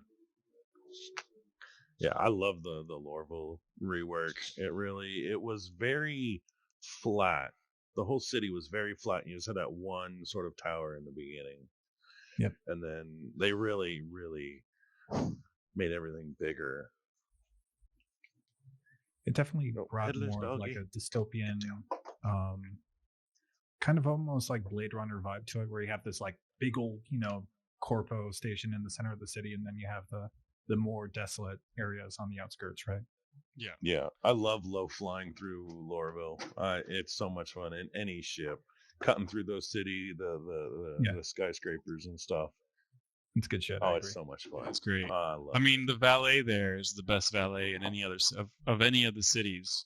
You just got to go next to that. Yeah, the automatic landing. Yeah, just go towards anything in the city, and it'll just valet that. It's kind of an expensive valet, 5,000. For is a fee. Oh, yeah, but I mean, still right there you need to be. And the amount of time you save, that's nothing. It's worth it. It's almost as good as fast travel. Was this the same patch that introduced Area 18's Cloud Tech, or was that earlier? I don't remember when that was introduced. Area 18's Cloud Tech actually, I think, was before. I think that might have been with the Gen 12 renderer. 318 or 317, 5 or something. Right? I think that might have been 317. Yeah. When did they fix the snub on the Connie? That was 318. I remember. Once you got into it, there was no getting out of it. Oh, everybody was terrified. It was 318 that we were having a lot of those issues. I think 319 resolved that finally. Yeah, right? I think so. It was yeah. The P52, the P72 Archimedes had no issues, but it was the P52 Merlin that really got stuck, right? Yeah, the P52, because we were always in my Connie, and we always wanted to do the multi-crew where we get somewhere and somebody gets in the snub, and because that's, I'm sorry, stupid cool, and that's exactly what I think the gameplay is going to be more like in Pyro, to kind of go back to what you were just talking about. But that was that they fixed here, so that was super important. I remember you and me were doing that, where we'd get in close and I'd drop the ship, or you'd drop the ship. No, wait. Yes, actually, no, you're right. This is the update where we got clouds for ArcCorp and Hurston. I just forgot that they did them both at the same time. That's one that I wasn't sure on, because I knew it had dropped like this last year, but I wasn't sure on the time frame. So that makes sense. FPSAI combat balance, I don't think there's any point talking about this, because it all depends on the servers, right? And we always knew they were turning up the AI to kind of combat the delay and the desync on servers. But the problem is you then get a server that was running properly with low pop. You go into a bunker and they're all Terminators. Yeah, and they just destroy you. So I think it's kind of hard to talk about this until we like, even today with later patch durations, it's kind of the same thing. Tractor beam. This was huge. I love this. When this came in, tractor beam gameplay made everything so much better. Everything so much better. It sounds stupid, like when you try to explain it to somebody. So it's like this thing where it's got this beam and I can grab stuff. And when you explain it, they just go, "Oh, Gary's mod," and you're like, "Yeah, sure, kind of Gary's mod." Actually, a little bit more optimized. Maybe not. I don't know. But yeah, Gary's mod is how a lot of people were like, "Oh yeah, I get that's okay, cool." But that for me, just it's details, but it added so much for the game. Yeah. It did. Yeah. Being able to take off weapons now and swap them, and then being able to move boxes around, being able to knock somebody out. Yes, knocking your buddies in the station or in a hangar with like, and then the tractor beaming them. Yes, that was great. But it was great not only just because it was funny, but also a lot of times in these locations, because they're not optimized, you'd get stuck in between walls or next to a box, something. Being able to knock somebody out and tractor beam them out was huge. Being able to, when your ship, if you'd left the engines on and it would hover above the ground, if you knocked out your buddy, you could throw them up onto the ship while they were knocked out with your tractor beam. Then they could get, I mean, it created a lot of workarounds for stupid things, but that just became fun. So I love tractor beam. Useful tool. Such a useful tool. And like the tractor beam, where if you're EVAing and you're close enough and you can use it to pull, use that grappling part, and it just be like, oh, and then you just smack right into the side of your buddy's ship. I'm like, okay, I'm here. Yep. And then mining balancing. I think this is the first time I started to go mining. And it was actually kind of fun. But I feel like to really enjoy mining, you got to go mole mining. I don't know if prospector mining is something personally I would do. I would rather go solo salvage than solo mining. But that's just personally me. But it did make mining a whole lot better. See, every time I started solo with the prospector, I always had somebody else join me in their prospector. And then it just made more sense that, I've got a wingman and we'd always have an extra person with us. Well, let's just get the mole. And the mole was problematic. Like, but it was, for instance, so Average was in it, and he goes down the ladder to break the rock, and he falls, right? And I was like, oh, well, hang on. And so I go out, I go land the ship, I extend the elevator, and everything was fine. But at the second I stepped my foot off the elevator, I was suddenly 150 meters in the air, and I just fell. And then me and Average are just sitting there looking up at our mole with no way to get it down, and almost a full, it was fun, but I don't want to do that again. The mole's dangerous. But the breaking rocks was fun with it. The only thing that I really liked was that adding the attachments to the rock itself did really help with breaking them. I thought that was a really cool thing that started to work a bit better. That was awesome. They need to like expand a little bit more on, I feel, to make it a viable option. But the idea of putting on any kind of like charge to break down a rock was kind of cool. It made me think of there's a game that I'm trying to think of. Is it Deep Rock Galactic that does that? Or am I thinking of something else? I think it's maybe Shipbreaker. I haven't played either one of those, but that does sound familiar, actually. Okay. No problem. Don't worry about it. I love Shipbreaker. That was fun. And then FPS mining. Time killer. I think the only time I did FPS mining was in jail, if I'm being honest. That was the only time. I didn't try to go after the gelanium, or what's the name of the super rare metal that like... It's called J-Analyte or something like that. I forget. Gelanite. Gelanal. Say it 5 more times. Come on, try it. No. I don't know, guys. Tell me. But no, that was really exciting at first because the gems themselves were more valuable than some of the SCUs. If you had a full backpack, you could get a good payout. But the problem was that you had to pick up every single one, and it would do the animation twice. So you would pick it up and put it in, and then you would go pick it up and put it in, or he would pick it up and put it in, and then pick it up and hold it, and it was like store, and it took forever to pick all that stuff up. Yeah. So was this before or after they added the tractor beam for the multi-tool attachment? This is before. The okay. tractor beam attachment where now you hit B and it sucks everything up to you. That came I think in 320 or 321. Okay. Yeah. Or it was supposed to work but didn't. It's I'll have to look it up again. But it kind of all blends in together after a little while. That's all. Added Genelite, landing zone, mouse wheel to control. To remember that you could put your weapons on the rack or boxes onto the mule. This is the patch that people were duping like crazy. I think it was 318 and 319. Yeah, you'd find like 30 mules and SCD1. It was just like, what's going on here? Yeah, you couldn't land at any boxes. Yeah, couldn't land anywhere, and there was just a mound, or they were just everywhere. Which was great, contributing to like a lot of the performance issues too, because it creates issues if you try to like spawn those in with those additional entities on top of it. But anyways, but that I hated that loop that people were doing that because it wasn't that profitable. No, the time it took to do it. Saurian hides, because those are worth like quite a bit if you could sell them. Got it. But yeah, it became more of a hassle. It added steps. Right. You had to go find all the really expensive, important stuff, and then, But I mean, that one was one that I personally didn't mess with. But I'll admit, all day long, the commodity terminal 1 by 1, I did that all day. I spent 4 hours sometimes at night, like between midnight and 3 a.m. just doing it because there's nobody online right now. I can have all the money to myself.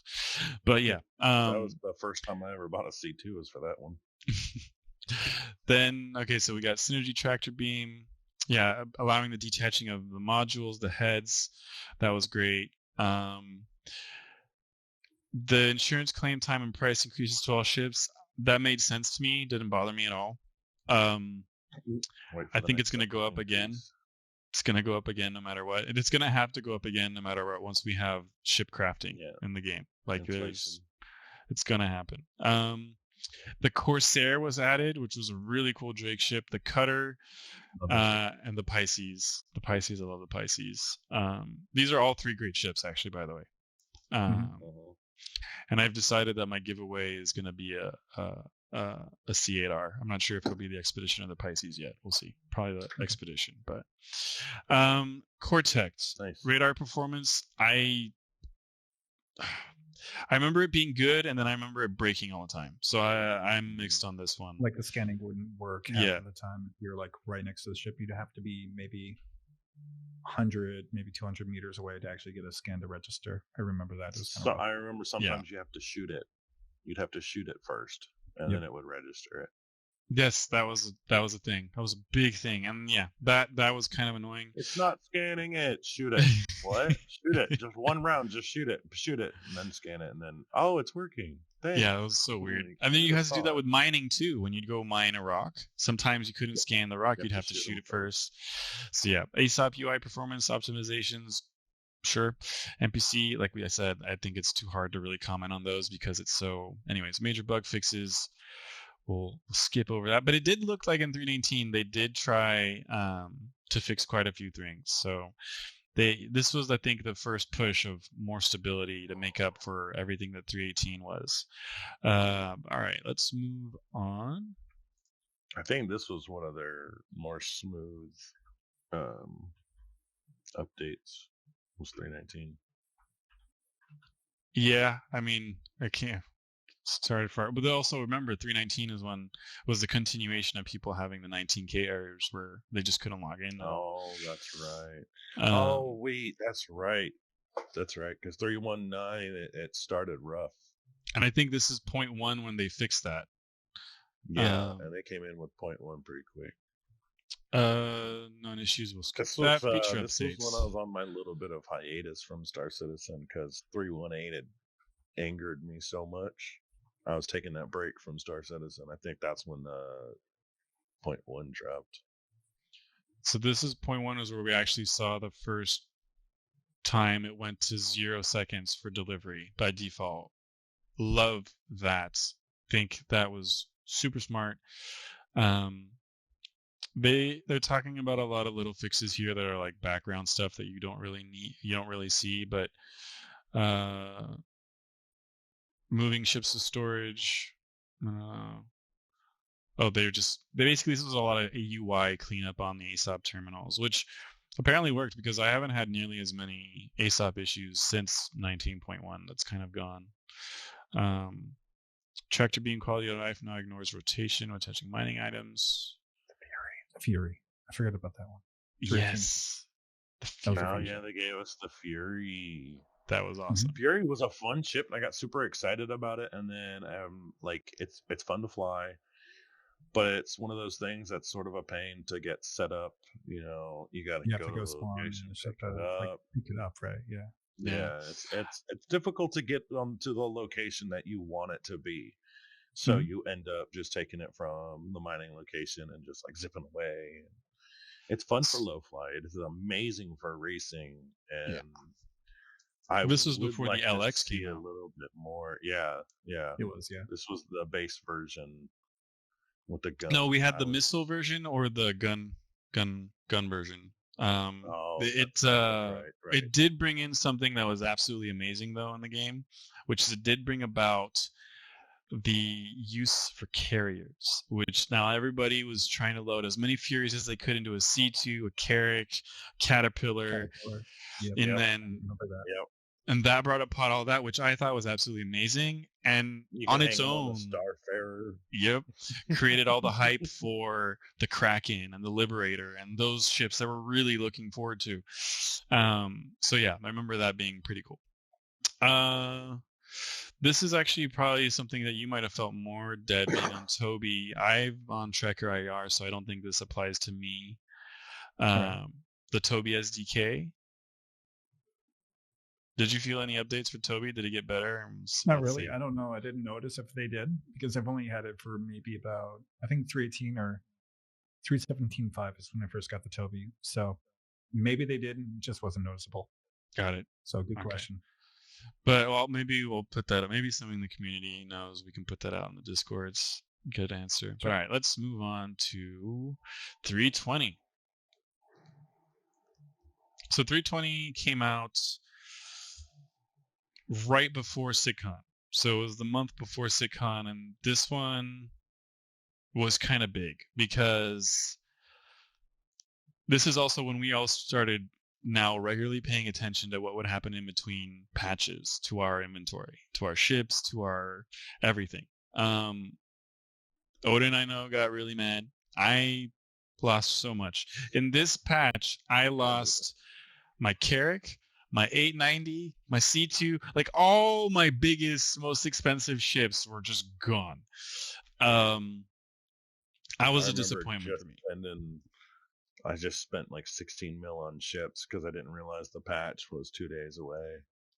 I was like, I got all this money, let's buy some ships. And then the only thing I got to keep was my money that I barely had because I spent it all on ships.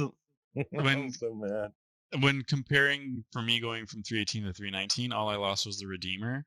I lost so much more going from 319 to 320. Yeah, that was kind of frustrating. I think this one they only left me with like 4 ships.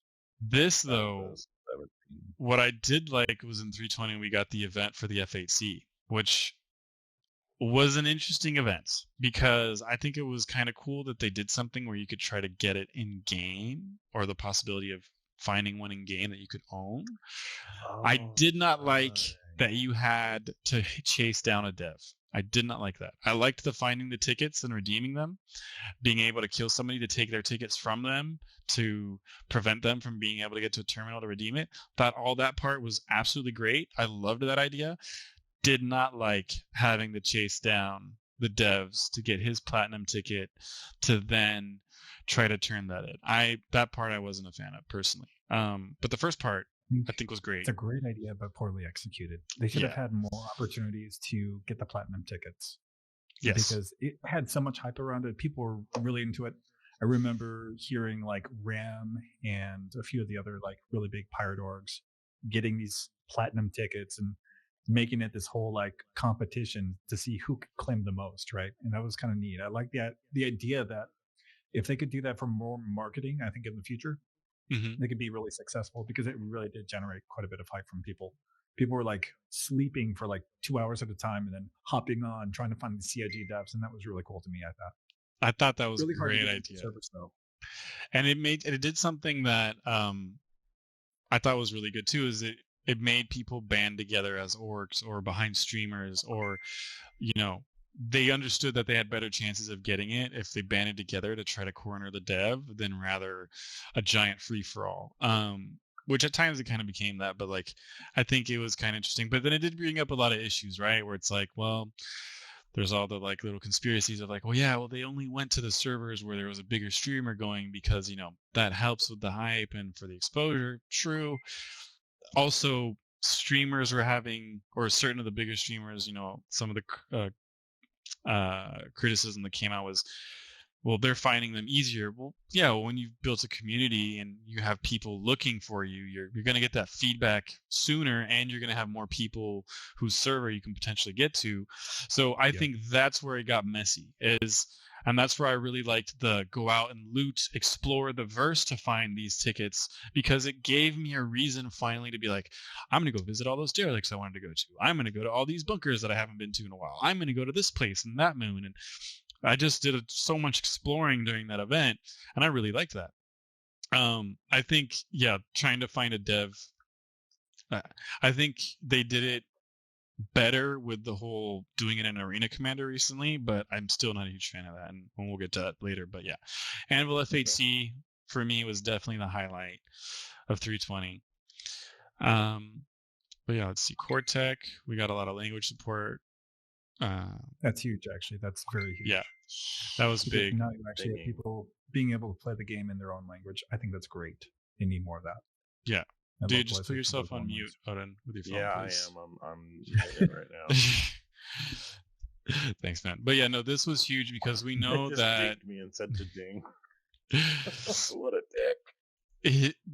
I know a lot of people who were French players and they didn't have enough support in French. Like they had to constantly go out and find people who spoke English or people who had translated it or go to another content creator.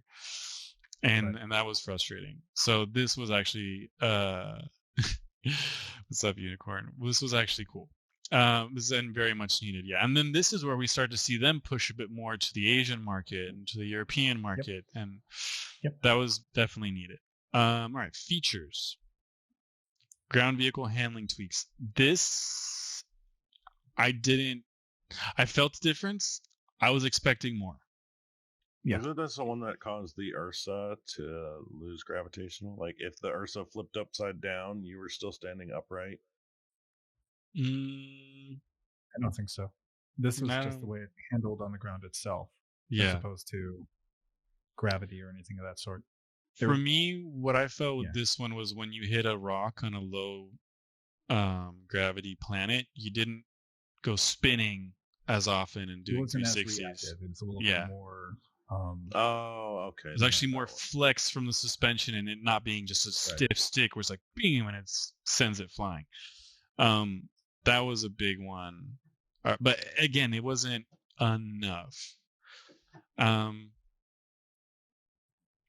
Known issues, new features. There we go. Seraphim. I forgot about Seraphim. So this actually was interesting because we got the end of Olisar, which had this little thing where all you had to do was go to Olisar and you got a badge for Spectrum, which was really cool. It was fine.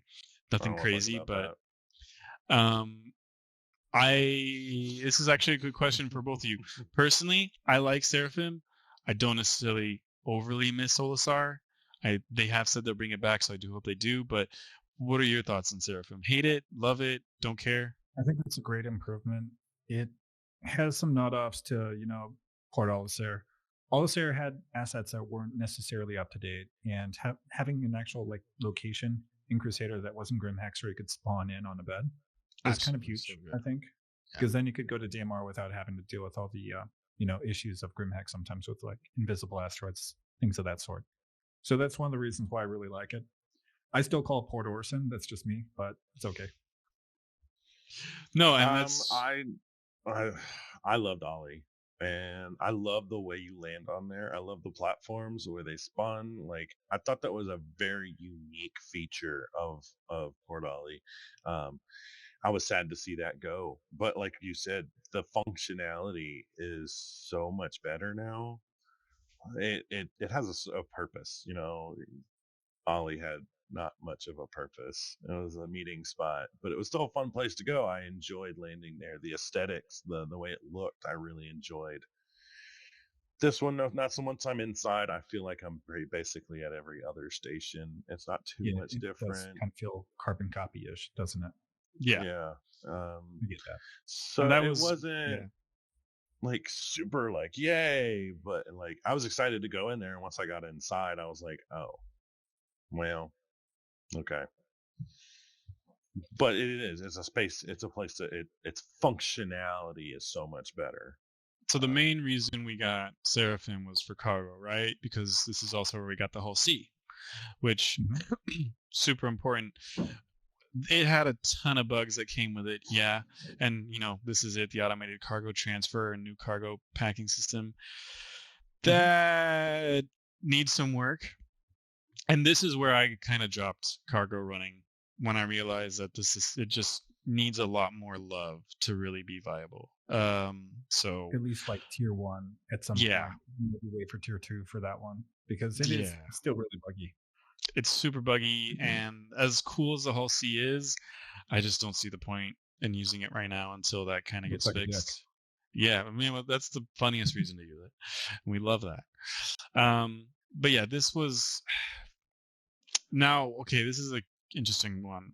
What do you guys think of the illegal salvage cover-up mission? Did you guys even attempt it? Because personally, I think I did it once. Would just use that to like, you know, get the drugs, and that's all it was. Yeah, I wouldn't even bother with anything else. So I feel like they need to tweak. They need to make it. They need to give you a reason to do it, or a reason, like, I don't know how to put this. Like, if you could easily just take advantage of the mission, and there's not enough. I think they tweaked this after, which was they gave you a lot more money to do it, so that you actually had a reason to do it. But at first, it just didn't make any sense at all. We got the Hull C, and this was the introduction of the Racing Fury, the LX. It's kind of cool. HDR got implemented. I didn't use this, so I don't know how it did, but I know people were happy about that. Rastar update, which was a very underwhelming update for me, because they shouldn't have put it next to underground facilities. They should have put it next. They should have said more specifically, it's only for the things outside next to the bunkers. The bunkers themselves have not changed, and that's what I thought was. Maybe I had misread it. I thought that was a little underwhelming, because yes, it was nice to see a bit more stuff laid out around the bunkers, but still not big enough of an impact to really be like, oh, look, it's so much cooler now. But I think this was an important achievement for them as developers. Like, we have this tool now. We know it can be a lot quicker. We know we can get you assets and stuff in different areas and have a bit more freedom to do with them what we want to. And also starting to set up the idea that you are going to need to be running cargo from space stations to surface with these new cargo pads and stuff like that, which was nice. They kept working on the wheeled vehicle handling improvement, which we talked about. AI ship difficulty rebalance. I didn't get the feeling too much that AI got harder. No, not really. No. This is, I think, every time they put that on there, it's BS.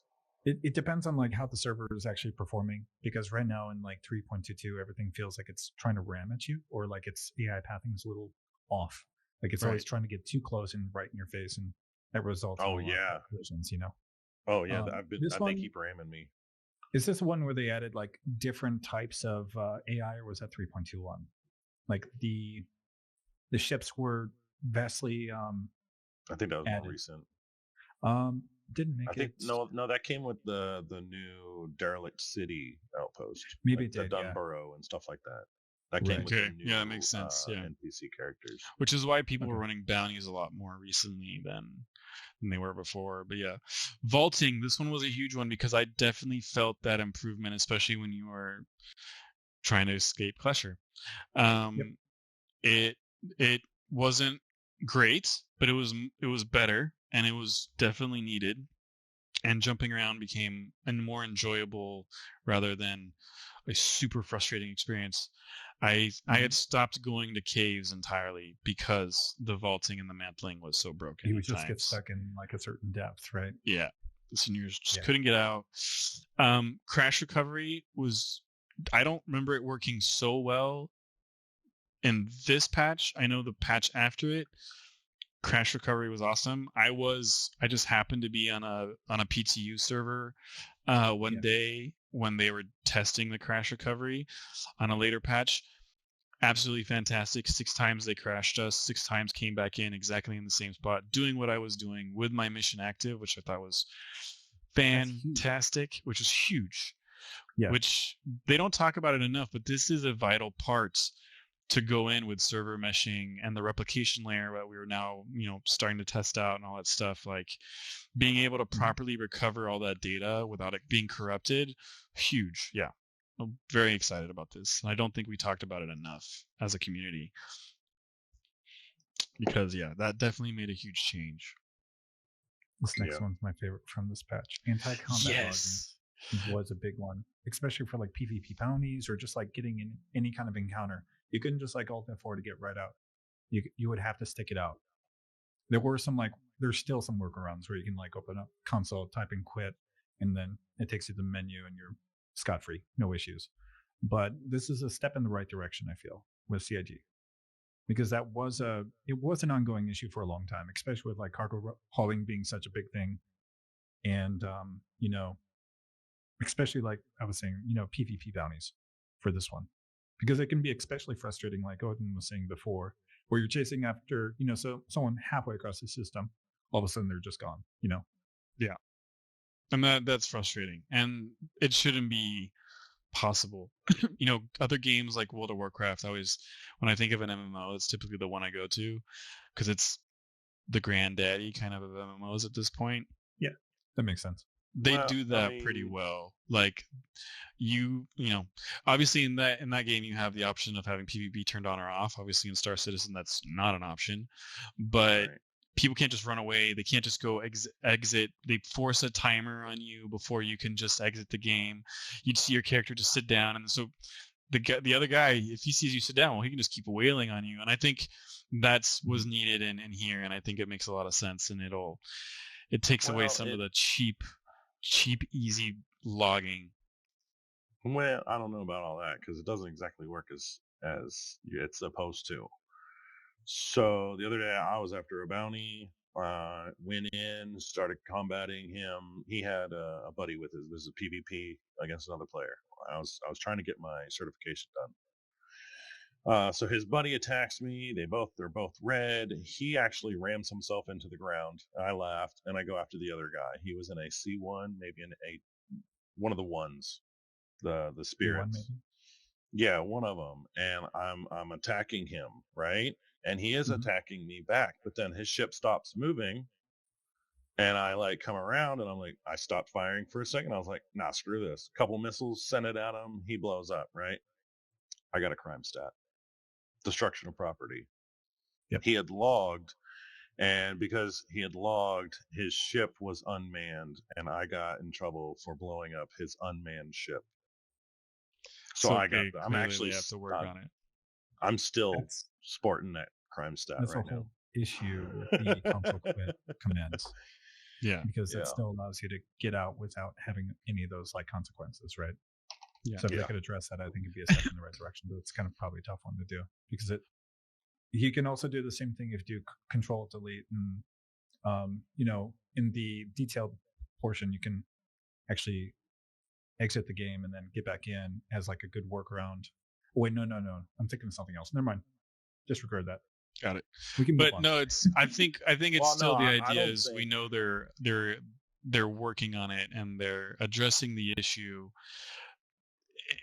there's like we said, there's so Alt many. F4 should be on here on the game. I think they should block Alt F4 from menus, because how many times has someone been like a new player in chat?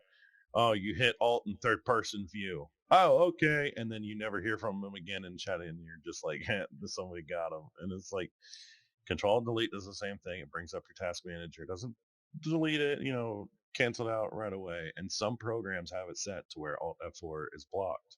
Yes. And I think that would be a good one. But some games have it set up to where you hit Alt F4. It asks you if you want to quit the game. It adds an extra step, which I think is a good idea. That too. All right, moving on. This one is huge, but mainly for streamers. The notifications and communication settings, because it allowed us to now say we don't want anybody to send us money. We don't want anybody to send us a friend request. We can hide that stuff. It gave us a little bit more privacy, and I think that was cool. But I think that's mainly for streamers. The party invites, I mean, I feel like those are still a little buggy, but that's fine. It's still like a huge quality of life fix for not even just like content creators, but everybody, because now I'm not going to get spammed if like someone's like right next to me trying to like, use Inner Thought to send a party invite that way. I had that happen a lot. Sometimes people would use that as a way to figure out who you were. And now you have that privacy. And it's, I think, a huge like step forward. A lot of those quality of life fixes. It's crazy how CIG sometimes will have this like really mind-blowing tech, and then the simplest of things just are an afterthought sometimes too. Yeah, it's strange. I mean, it's pretty typical, but I think this was huge, and I really appreciated it. Then this next one, this one was huge. It's so small. It's so small, but it made such a big difference. Yeah, it just feels so good at like Quantum now, doesn't it? It does. Perfect, but it's definitely like a step in the right direction, because it's not like your entire HUD is taken up. We still need the new star map. Definitely got better. Yeah, I still have my issues with the QT system and all that.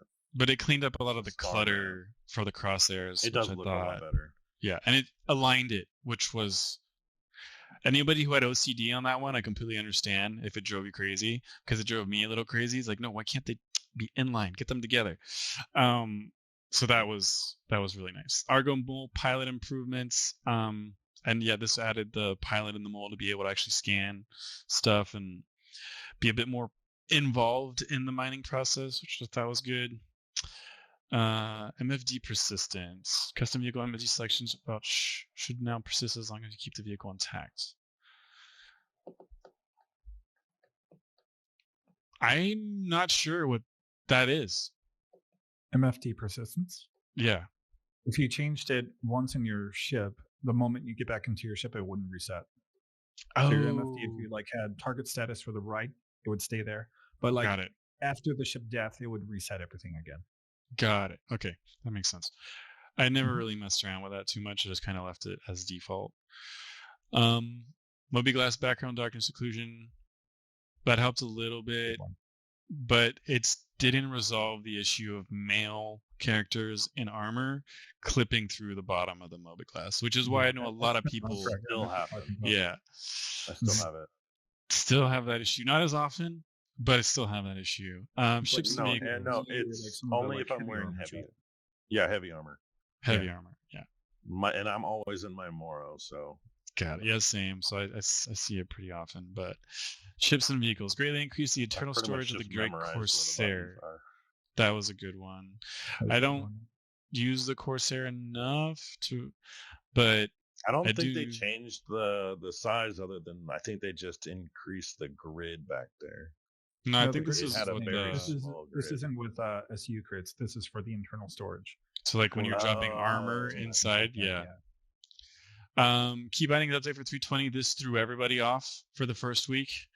This started to drive me insane, especially since this was the period of time when we started getting a lot of different PTUs, tech preview channels, and it would just, nothing was crossing over from one another, and it was just nightmarish for keybinds. They finally got this into a good spot now, but the first time they changed keybinds, I remember everybody going, "What's this? I can't remember this. What is this now?" Like, reverted so many things that like patch or just like swapped it out. It was just like, you guys stop fucking with it, please. Yeah, it's like, why did you do this?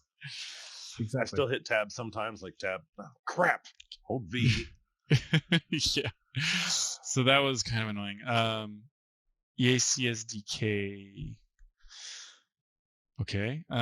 Server performance improvements. We did kind of feel those a bit, but that was on the entity side, I feel like. This is actually true. 320 was one of the nicer patches to go low flying, and I do go low flying quite a bit. It was really nice. You could take big ships low flying. There were no issues. So yeah, that was big. Especially like late 3.20. That was a really nice patch for a long time. It was. It had some like minor bugs, but I think it was one of the better ones that we've had this year. I think that was one of the better ones that made me happier about like just the functionality of the game, because that's always been my biggest complaint is, you know, I just want things to work, and like Red's like give me stuff. I'm like, give me stuff that works. Give me basic functions before like new features, you know. Yeah, like I was all about, you know, the coffee maker. I want the damn table to raise in the Connie. Okay, I know that I know it's a lot, but when I first started, the first time I saw the Connie, it raised up. And then it was like 3 days later, and like I'd finally gotten a Connie, and it did not work anymore. They pulled the ability for it to raise up, and I was like, no. And then I was like, okay, but I can still get in the Merlin, right? No. Nope. So that's the reality of development, right? Is every time you add something new, it potentially can break something old. And I think that's just something that we're going to go through no matter what, even if they focus on stability. So for me, it's more of a push through it, get us all what they consider to be core tech so they can actually get those basic functionalities properly working.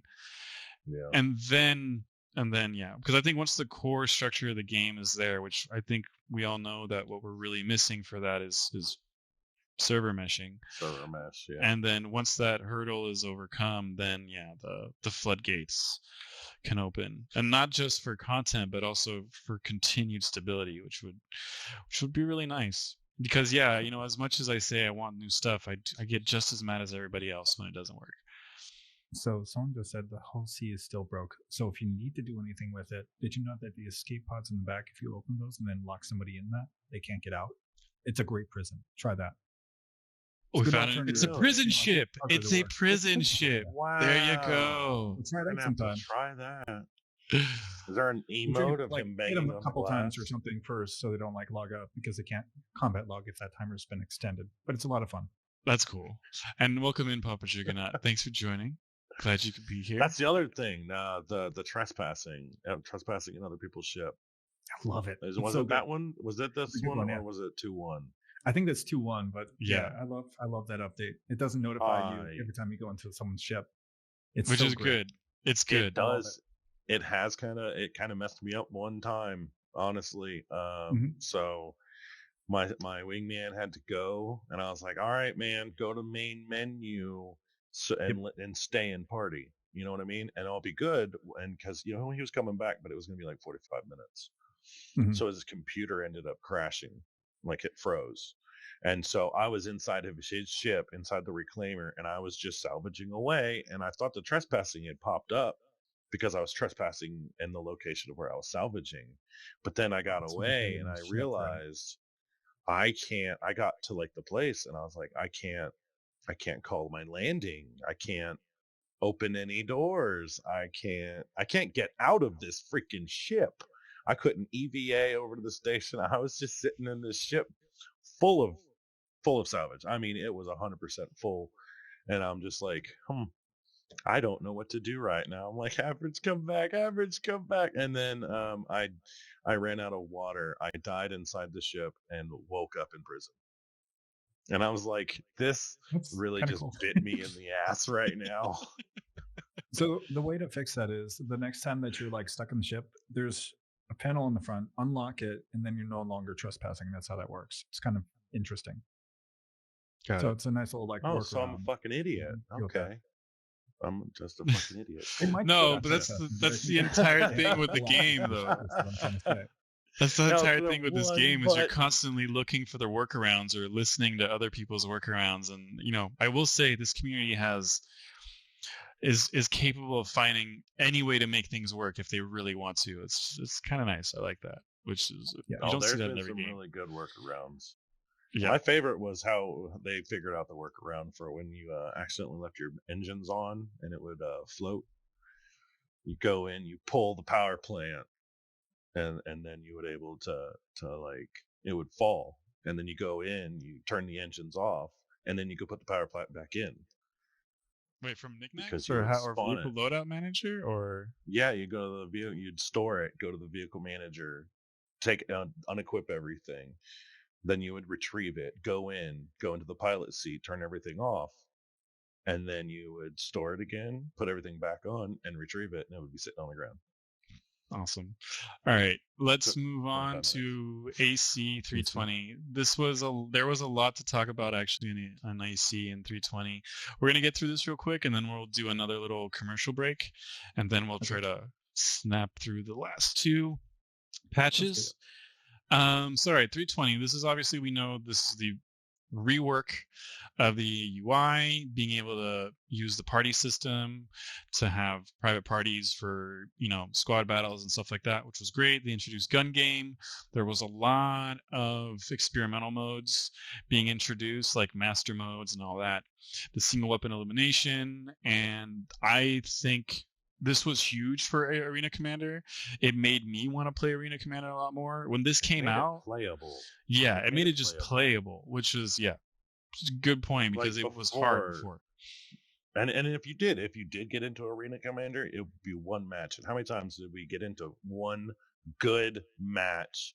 Oh, going into next match, you couldn't. It was done. You were done. No more Arena Commander for you. Well, I mean, this one I had a lot of good time in Gun Rush. I won a few of those. Tank Royale I didn't like. I tried Tank Royale. That one needs a lot of work. Yeah. I didn't get a chance to try it. The layouts don't work. Yeah, and then you can't really see where people are until you're just right on top of them, and that's I didn't try the Team Tank Battle one. I figured that was going to be kind of similar issues as Tank Royale. Single weapon elimination was fun. Mirror match, I didn't try this one. This one actually, I probably should have tested out now that I notice. The 1v1 dogfighting stuff, which could have been cool. But then, master modes. And I know a lot of people have opinions about master modes, but I think we'll save that for I dig it. Later time. Yeah. It's a good so skipping over that. This was nice. I feel like one of the issues that I had with AC that drove me crazy is every time I tried to select a vehicle, I never had the vehicle I selected. So sometimes I'd go into a squadron or like a battle royale, and I wanted to be in a Gladius, but I was in my Connie, or I was in something stupid I should not be in, or my Vulture. Once I loaded into it with my Vulture, I was like, this can't happen. It's not gonna work. So or you rented a gun and it disappeared. Yes, that too. Or you rented a ship and it still puts you back in your stock Buccaneer or something like that. That was frustrating. So this was huge. Before this, AC was basically unplayable, in my opinion. I liked playing it, like when you could play it, but it never allowed me to properly play it. This allows me to play it in a very enjoyable fashion. I am super happy about this update for Arena Commander. Now, if someone it used to be like people would always tell people, you want to get good at PvP, go to Arena Commander, but that was that was a mean thing to do to someone. You know what I mean? Go to Arena Commander. Now it's a viable place. If you want to get good at PvP, you can go into Arena Commander and actually hone in on those skills. And with both modes available, I think people are going to get a lot better at PvP.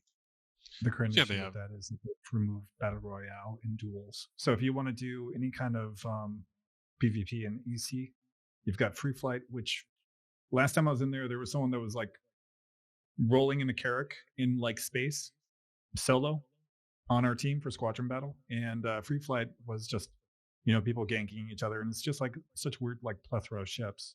Whereas Squadron Battle And duels actually forces you into military ships. So it's kind of a weird, like it's on rotation right now. It was back last week, but now it's off again. And I don't know, it's interesting. I'm kind of annoyed with the rotation, to be honest. I kind of get it on their end if they're trying to make adjustments and clean things up, but other than that, I want my gun mode back. I want it there all the time. I want to be able to go do a duel. I think they need to get to the point where they can kind of keep that in. Pirate Swarm, I haven't tried that out actually since the kind of 320. I got the badge for it, but if you do the endless one, it kind of bugs out. I know this is more stuff they're trying to get ready for Theaters of War, which I'm super excited about, but that's down the line. The New Horizon Speedway revamp, I did not try this out. So it runs so much better. Nice. Oh, it runs really smooth. And I was terrible at that map, and that map now it's pretty decent. It's actually a good time. If you're any bit of a good pilot, you could probably finish that in about 4 minutes. Theaters isn't a thing. Just to kind of talk about, they haven't brought it up for a while. Probably for they did bring it up when we were talking about 320, that they announced that they're going to bring it back eventually, but we haven't heard any details on what it's going to have. I don't think we should see it like anytime in the foreseeable future. I think it'll be a year or two away. I think server meshing needs to work for that to be a thing, because otherwise I don't see how they can have a Bengal, a Javelin, and all of that loading onto a map with multi-crew play without even, and I mean, yes, even just an AC, like I think they need that in order to have all of that working properly, because if you were to have a Javelin on there, that means there's supposed to be a minimum of 28 NPCs crewing it, you know what I mean? So I don't know, we'll see. And I didn't go test out this final wave of Pirate Swarm. Rereading this, I think I will now, to go see if the Javelin and all that actually spawns. But I had done this on 319 to get the badge before this came out. And yes, Mazda, walk-ons work. So, all right, map adjustments. We did get new maps, which was nice. SPK, Jericho, and Winner's Circle. I think the only one I haven't tried is Winner's Circle. Echo 11. Then a bunch of new race places, which I haven't tried out enough. Yeah, new rewards. Yeah, we were talking about the game mode adjustments. That not too into it. This, though, death cameras, I don't really remember noticing my death cams in AC. Is that something you have to turn on? Or? I think you have to turn it on. Got it. Yeah. I'm not 100% certain on that one. It's a good question. I'll have to go look at that. I think I might have skipped it once and then never saw it again. Okay. Yep. All right, guys. We're gonna take another little 2-3 minute break, get some ads in there, and we'll be back and we'll jump into the rest of them. Okay. Thanks for hanging out, everybody. This has been a lot of fun. All right, and we're back. All right. We will be losing Odin, unfortunately, but we'll keep him here until he absolutely has to go. And we're going to start going through 321. So 321, if I'm correct, yeah, this came out right before CitizenCon, because yeah, CitizenCon was the 20th, 21st. Mm-hmm. So this dropped literally right before, and this began a free fly as well. So it got a little rough. Obviously, free flies tend to make things a bit more interesting. We did get some cool things, though, which was all the hype for Pyro, which was the new jump points and the rest stops and all that. That was awesome to get. Just to have new locations was really appreciated. And then the building up to the hype for Pyro with CitizenCon coming in, yeah, that did it for me. The consignment missions were great. Really liked that. And yeah, I don't know. Did you guys feel like this patch was maybe shouldn't have come out the day before CitizenCon, or? Yeah. So this one felt like it was. I'm just trying to remember. It felt like it was kind of rushed. It had some issues on the initial release, but I think they patched a few days after, if memory serves. What else did they have for gameplay? I'm just trying to remember what was kind of in this patch. This patch was the absolute one, right? Frame rate droppage at Microtech. I'm pretty sure this is what caused everybody to lose FPS everywhere. Yeah, that's still evidence. This one brought in the A1. Okay, yeah, I remember this patch. This one was okay. I think it was 0.1 is when things started to break. The Seulin. They introduced the Seulin. No, that came after. That was 3.21, yeah. Yeah, it was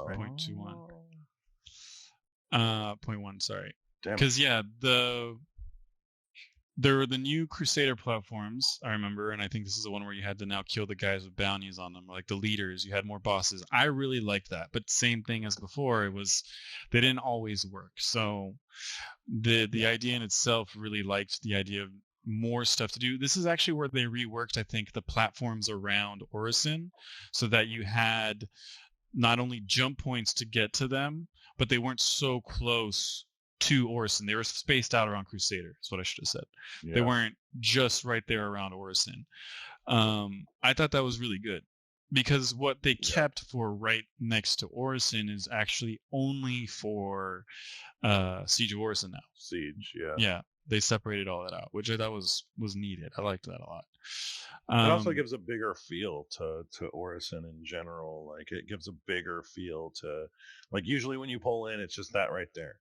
But when you start doing those platforms, it kind of opens that up, and you're like, oh, there's a little bit more here than I thought. And they're kind of fun to explore too, if you can find them.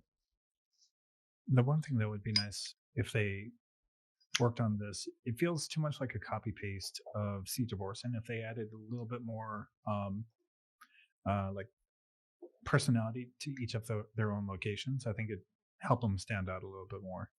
Maybe that's kind of what I liked about it. Bodies all over the place, because that seems like that's all Orison is just like overrun, mobster, I like that they gave us like a mini Orison. That's kind of like the whole thing I liked about it, the feel of it.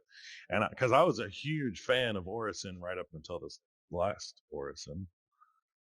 So I think I think you're right. I think it would be nice to have a little bit more variety, or something more specific and special to that mission. Yeah. I think, though, the reason why they did it as basically parts of Siege was to test and get Siege ready. And I think that's how I see it. Now, Odin said he didn't like the Siege. I agree, the Siege was kind of rough, but I loved it. I had been wanting Siege for so long to come around. Mm-hmm. We hadn't had it in 9 months, 10 months before we came back. I had fun with it. I did not finish one. I did not finished a couple. I did not get any. Might have made like 50 grand on that whole, and I ran it I lost so much stuff. Those NPCs were on so much maze. I don't know what they were getting into, but they were tough, man. I've never encountered such, like, usually we're going up against stormtroopers. This time we're going up against Jedis with miniguns. You know what I mean? Their ammo run never ran out. Yeah, they were very hard. Shoot you from 500 meters with an LS9 and just, you're done. Here you go. One shot to the head. Ha! Got him.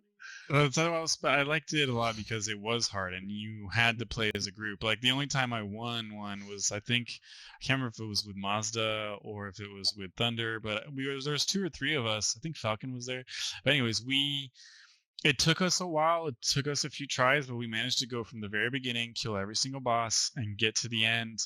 And it was just so rewarding to have that it made up for. So I can understand Odin, who didn't make it to the end. Like, yeah, that could be frustrating because that's where you're going to make most of the money.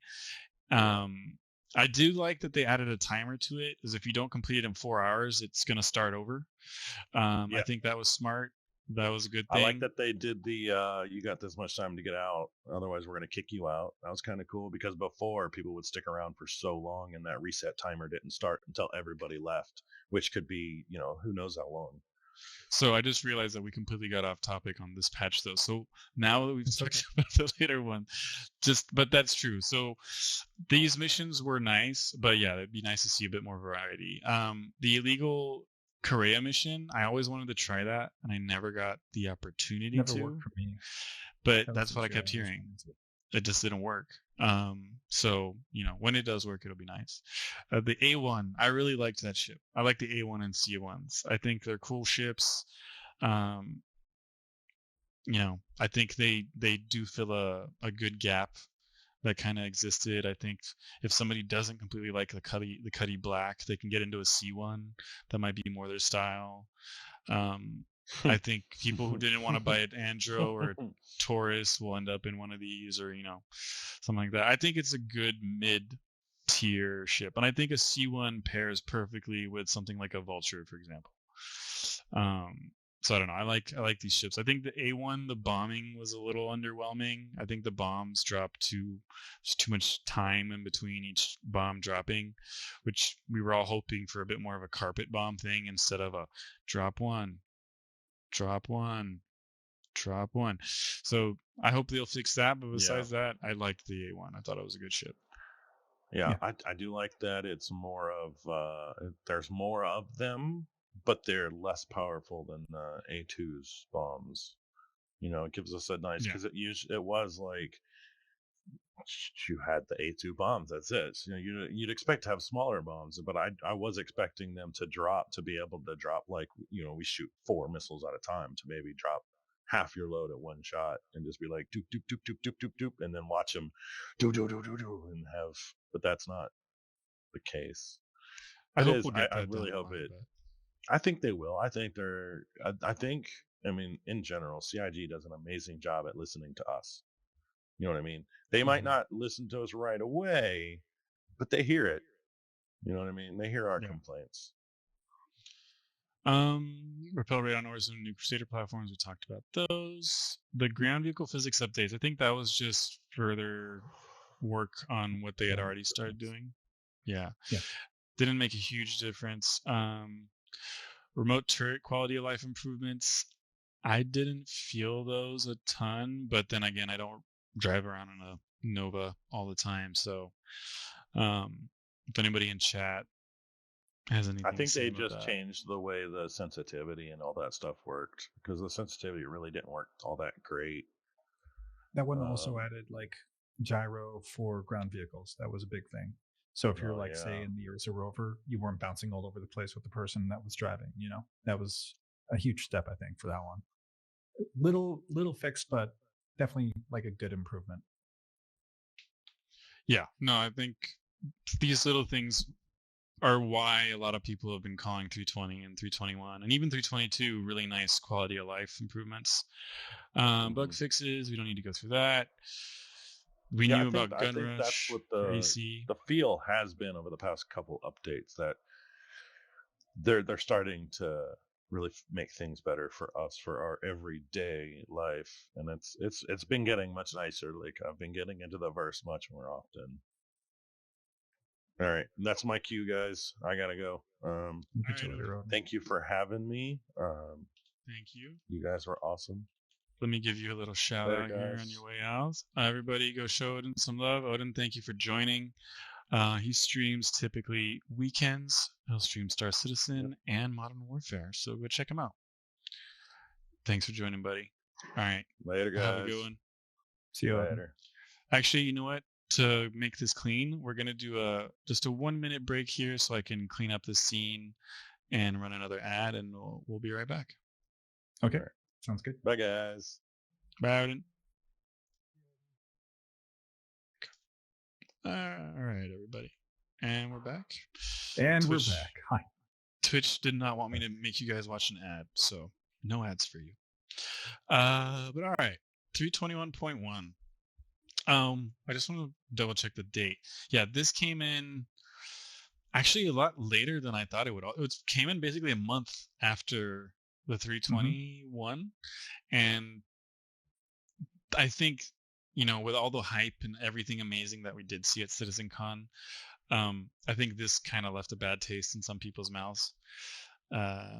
It's not as bad as 318, obviously, and as a community, I think we all knew that. But I mean, there was a lot of people who came into the game around CitizenCon. There was a lot more streamers that came back to it, a lot more players, and I think some of them were expecting better. And yeah, for some of those inventory bugs to still be there, for some of those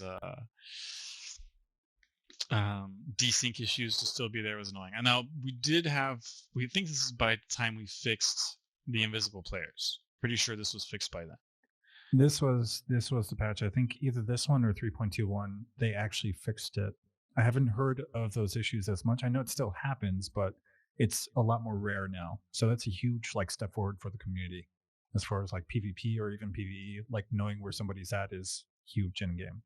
Yes, because if they're invisible and you're tracking no target, but you hear the sound of someone locking onto you, you're just okay, is this guy have a really small signature, or does this mean that he's invisible? Right? Yeah. I wish they had fixed that. That would have been nice, but baby steps. So. Okay, with that, then we had, this is the beginning of so the ship trespass. They continue to work on that. That was cool. I didn't experiment with this too much, but I did see people who did, and I think people were pretty happy with this overall. And I know you were talking about it too. I like that you can get onto the ship, but you don't know who. I can't go through comms using the local inventory through local communication for the ship. I don't have access to that. So I have to physically go through the ship and clear it out if I'm boarding the ship. And the same thing for the person that's on the vessel. They have to physically go through their entire ship just to make sure there's no stowaways. I like the idea of a lot more than what it was, where you would see the message pop up and that was it. No surprise, Got it. Kills any kind of, really suspenseful gameplay, I guess, for PvP. But that's just my opinion on that one. Because this is when you were first able to actually defend yourself on your ship and not get a crime stat. Yes, exactly. So, and that for me was huge, because that's a big that was completely unfair. Completely unfair. You would kill someone that was trying to steal your ship, and then you would be the one with the CS3 or CS2, depending on what's going on. That was very frustrating. And then the data heist, I haven't done this yet. I wanted to. Either, so I haven't seen them pop up. I've done the consignments a bunch. I haven't seen this one actually pop up for me. I've heard they're very similar to the consignment missions. Is that correct? I believe so, because you're actually defending a server and you're not actually taking anything away. So you're there just to make sure the server stays running, so that the hacker from a distance can do his thing, but you're not actually doing any hacking, which I think some people were disappointed with. I understand. I know certain people bought ships like the MSR or the Herald specifically because they want to do data running, and this isn't it. Yeah, this isn't it. Yep. Yeah, they're gonna wait a little longer. I think it's a step in the right direction. I noticed there was one before this was introduced. They had those terminals. And I noticed that there was a link for something. I thought it was going to be for data running, but it was for this. So I'm hoping at some point in the future we do see that as a viable option as a career, because it'd be really cool to actually use the data runners, whether it be the MSR or the Herald, as you had mentioned. Yeah, absolutely. So, and cool. I think really cool idea.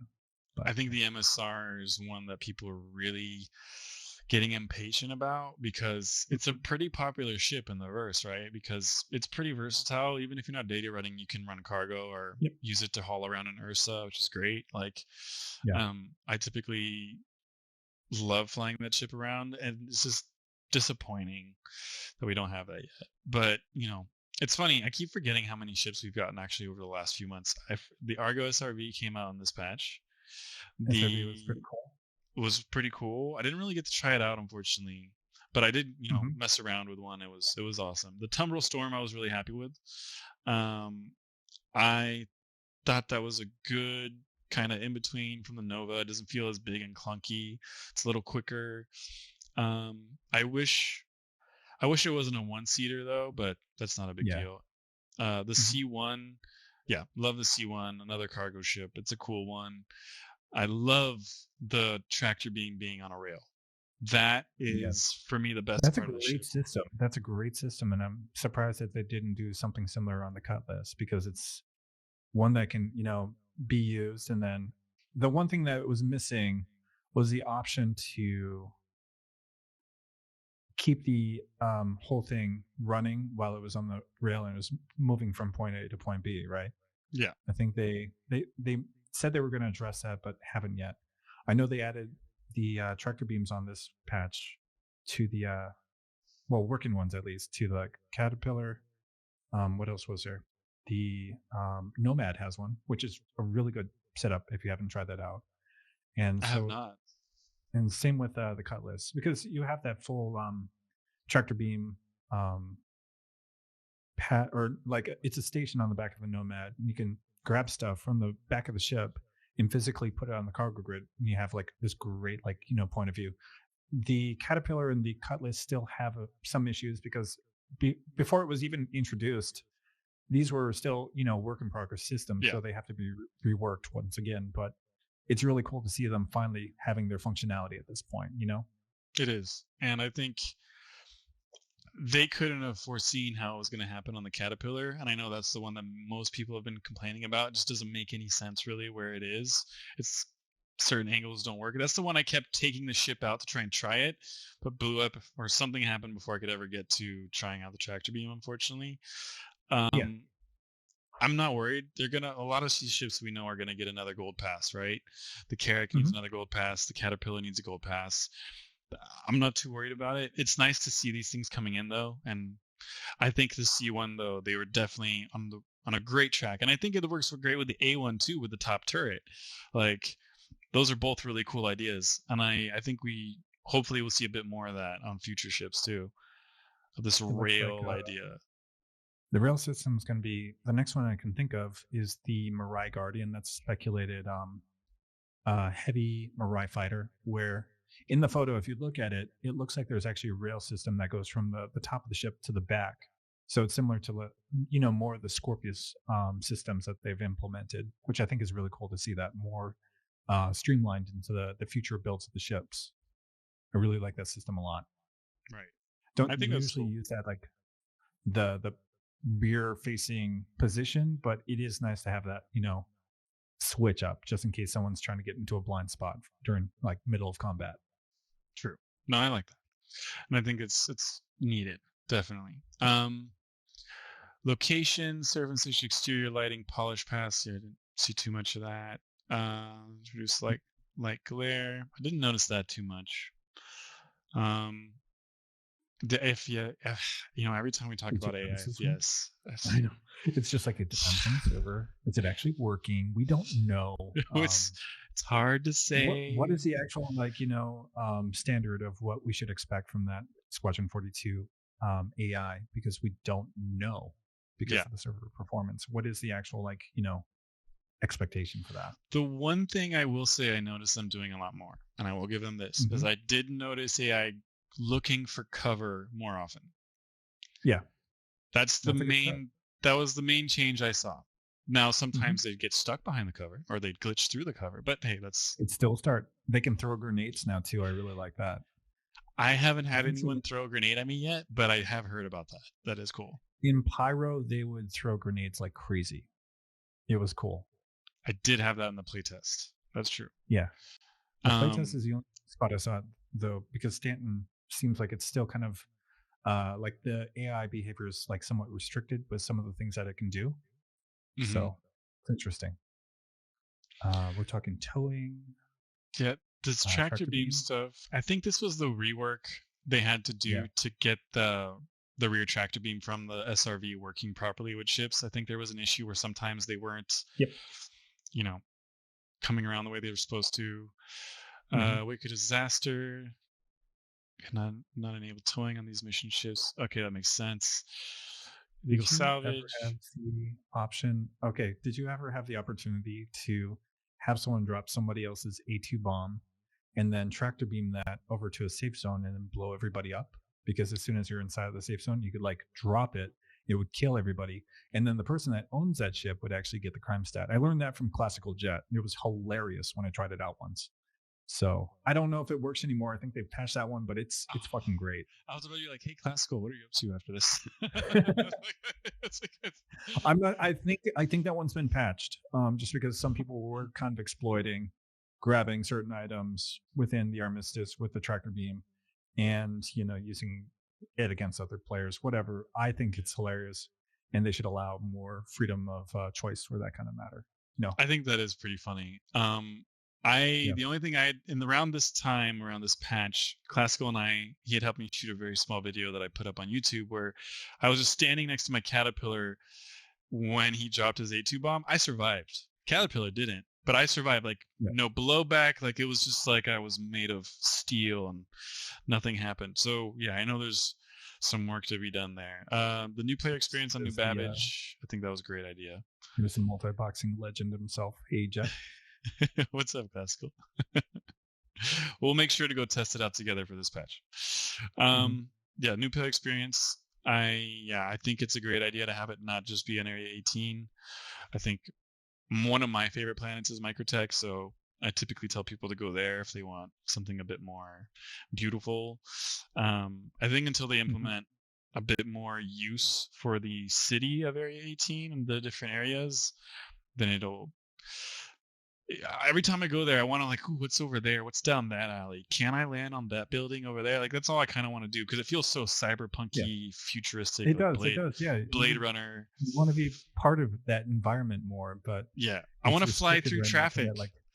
Exactly, but it's restricted to a safe zone at the moment, and that's what it kind of struggles with. I feel, But I will say some of my favorite moments of an Armistice zone have been in Area 18, where you walk out to the main plaza where it's got the the giant globe, and there's a Nova tank driving down, trying to get through the alley, like great stuff like that. Where 18 typically has some crazy stuff happen there, but I mean the fact that it only has 2 moons and there's not a ton of stuff to do around them, for me, it's kind of what they could really do to improve that location is like Area 11, Area 8, add those similar missions that you see for the platform missions, but put them inside of the towers. Absolutely, and I think that's what they want to. I think I haven't heard anything about it officially, but it would be really cool to see that be a thing because there isn't much use to the whole planet of Area 18. If they could add more points of interest to each of those locations, I think it could be really cool. Absolutely, I agree. Maybe a matter of time. Yeah, that's unfortunate for now.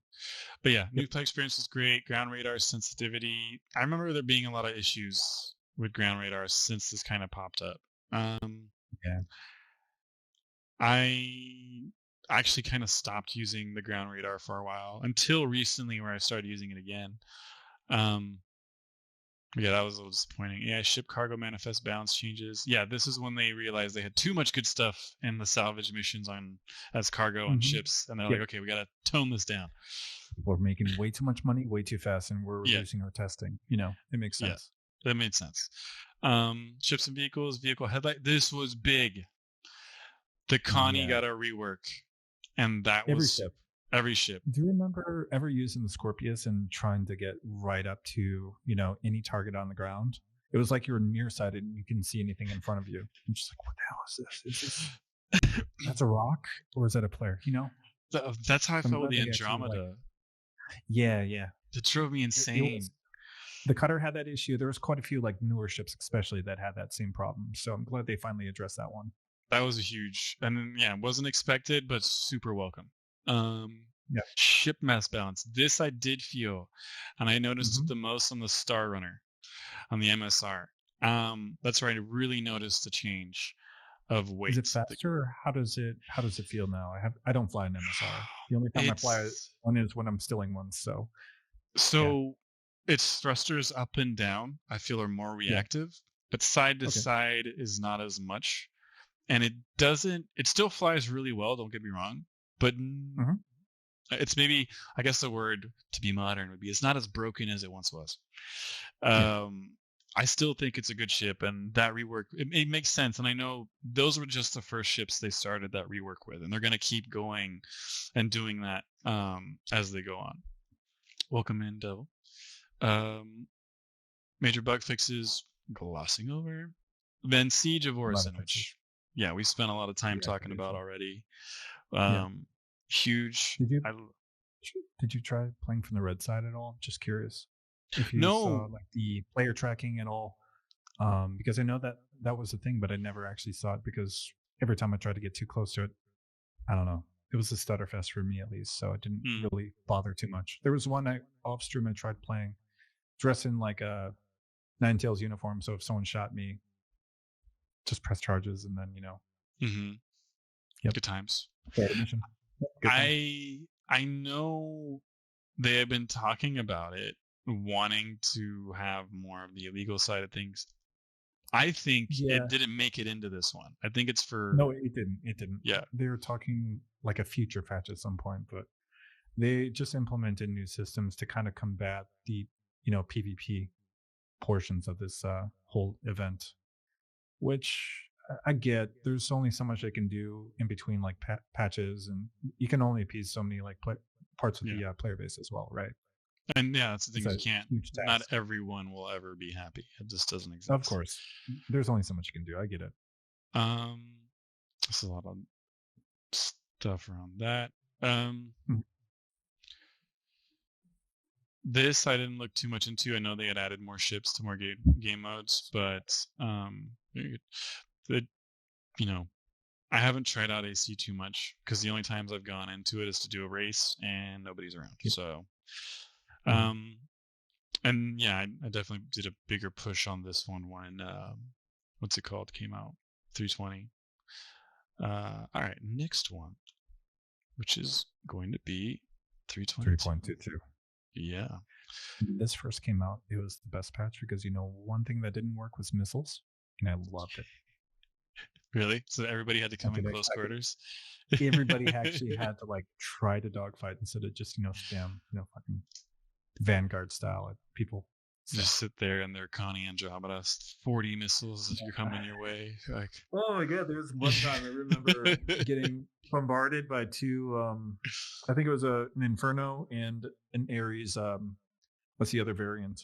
They have like a ton of missiles, so they were both doing it. And I had like I think at one point 60 missiles on me before I like finally got destroyed because I was out of countermeasures that didn't work in the first place. So I definitely feel like countermeasures don't work as well as they used to.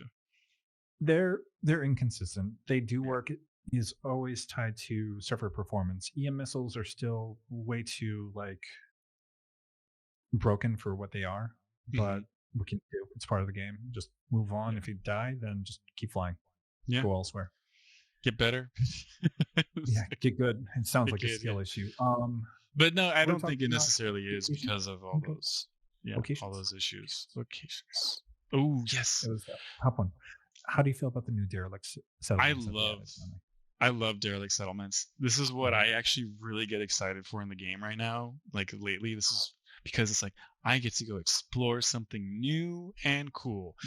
Now, that being said, the disappointment of FPS when you get there is pretty hardcore at times. It depends on like what's going on in the environment. If you're streaming, it's especially bad. If you're in the middle of a storm, no frames. Yeah. If there's AI that are spawning, hundreds at a time in the pub, and just having a quick drink or something, it's rough. It's pretty bad. I haven't done the ones on Hurston yet. I've only done the ones on Microtech. How are the Microtech ones? I haven't been there yet either. Bloodshot. By the way, Bloodshot Ridge is one of those that they said they had added before that never really made it into the game. And I had gone there looking for it, when the verse guide and other sites would give you coordinates based off OM points, OM markers. I did that. It took me forever. And I got there and there was nothing. So I was really happy to be able to go there. I actually did a contract, kill a bounty at that location. It was fun. The locations look great. I've done Bloodshot Ridge, Astor's Clearing, Dunborough. I think I've been to Razor's Edge. They're all great. They all look cool. They all feel cool. I like the fact that they have the new Duster outfits and everything there. Like, I like the fact that they have commodity. Do you like the new armor? New armor? It's pretty, I do. Pretty nice looking, right? I like it a lot. I'm just disappointed that it counts as clothing and not armor. I know they have to figure that part out still. Like, why you can't EVA was. Oh, because it's not like a sealed suit. I get it. It makes sense. Have you tried finding the invisible undersuits and then just putting on armor on top of that and running around, barefoot in the middle of space? It's pretty fun. I did not know you could do that. You can do that, yeah. It looks goofy as fuck, but it's hilarious because you get like really like quiet footstep noises as opposed to like really loud. So if you're like sneaking around, it's kind of nice on like certain surfaces. Copy. Okay, no, that makes sense. I mean, it's I have noticed an improvement in the sound that they've definitely worked on recently, and that's been really nice. And I know they started doing that around CitizenCon. I need to go make a point to visit all these other ones, and I will probably do that tomorrow. I would suggest Pickersfield, Weeping Cove, and then Rappel. Zephyr's kind of broken. The other ones I haven't seen. Ludlow, Maker's Point, and Zephyr are pretty close to one another as far as like the appearance goes. Finn's Folly and Cutter's Rig I haven't seen yet, but Cutter's Rig is the the oil rig in the middle of the ocean. I've seen somebody go there. I haven't actually been there myself yet. Weeping Cove also has like a small oil rig outside of it, but I don't know if it's the same thing or if it's a copy paste of the same assets. It's hard to say. Got it. You want to move on to salvage structural, right? Yeah, this one I have some thoughts on because I didn't understand the community backlash that first came out around this. So I don't know if you know about this. A lot of people were upset apparently because they thought they couldn't get to actually use the claw, and they thought the animation was bad. Before this came out, they clearly had stated multiple times, you're going to get a placeholder so we can get the tech in. Yep. So it didn't personally bother me. Do I think it could be better? Yeah, absolutely. We all know. It could be, but because they don't want to like sink in all those like, all that manpower to building animations, assets until they actually have Maelstrom in, which is the destructive tech, which they really need to actually push this one forward, I feel. Absolutely, because that changes the game. Yeah, that creates situations, details that otherwise would be impossible. And so that's for me. It was fine. None of this bothered me. I do really appreciate how quickly they went through the balancing of how much is stored when you break up the ship. Thank you too. And that was huge. That was really, really awesome. Like, I think that was good work. The Vulture having a 13 SCU buffer is the greatest thing ever. Seriously, like that makes solo salvaging actually possible now. Because that was what I hated. Salvage 2 boxes, back and forth, back and forth. It was just multitasking simulator. Right? It was so bad. This is great. And I think it's also really important to note that at the beginning of the year, we had the very first iteration of salvage, and that already by the end of the year, we have almost the full loop. Not the finished tech and polish, but all the steps are kind of there. And I think that's pretty impressive and has to be mentioned. It shows how much they're actually expediting a lot of the new like tech in, because they already have a lot of these existing systems that they can build upon as like a solid, foundation. So the more they can push this out now, the less it's going to take up, some of the team's times when it comes to like development. So, I mean, Squadron 42, I know, is also a big like contributor as to like why things are so slow paced, but this also just really helps expedite, like I said. So, hoping for more of that. Yes, same. We need more of that. And openable containers. How do you feel about those? Pretty cool stuff. Have you tried them? I think I've tried them quickly. I haven't tried to make my own yet, but I was super excited about that. Because that was always something that I always wanted to have on a ship that I think is a great, like always having a little cargo box of 1AC, even if it's just a 1ACU one where people can commonly throw things in and everybody can kind of go grab it. that I really liked being able to have. It was always such a hassle of I've got to go destroy a ship to hopefully have one spawn when it blows up to then put it on my ship. That was annoying. This is much, much better. And I think this for, organizations like your own that run smuggle weapons or stuff like that, this makes it a hell of a lot more manageable. And I know a lot of questions came up around this. Is like, are we going to be able to walk into our container if it's like a 32 SC one and have gun racks and stuff? I think we should. I think that'd be awesome. I think it should also be for ship components. I think it should also be for ship weapons, all that stuff. I'm excited about this because this is truly the beginning of really crafting and creation and doing more stuff. We had the being able to craft a multi-tool and a tractor beam first in the Vulture and the Reclaimer. Now we're being able to make boxes. This is all setting up towards base building, and I'm all very excited for that. So that's cool. Super stoked. This is when they actually got the Santo Kiai in. True. Mm-hmm. Have you tried it yet? I have. I love flying it. Apparently, getting out is a whole other story because every time I get out of it, I fall through the planet. Yep. So that's been a little disappointing. But the ship itself looks great. I did really like the instrument panel. I did really like the feel of the cockpit. So very happy they themselves decided they weren't ready for it. They took it back. They kept working on it. It looks great. So no, hats off to them. That our team did a great job. I think it's a cool ship. Personally, I tend to go for human-built ships. So alien stuff isn't really what I'll use as a daily, but I have a huge appreciation for them, and I think it does look great. Yeah. But when I see that ship and the other one, I think Star Fox. Yeah, I could see that. With the big stars shooting giant balls. Yeah.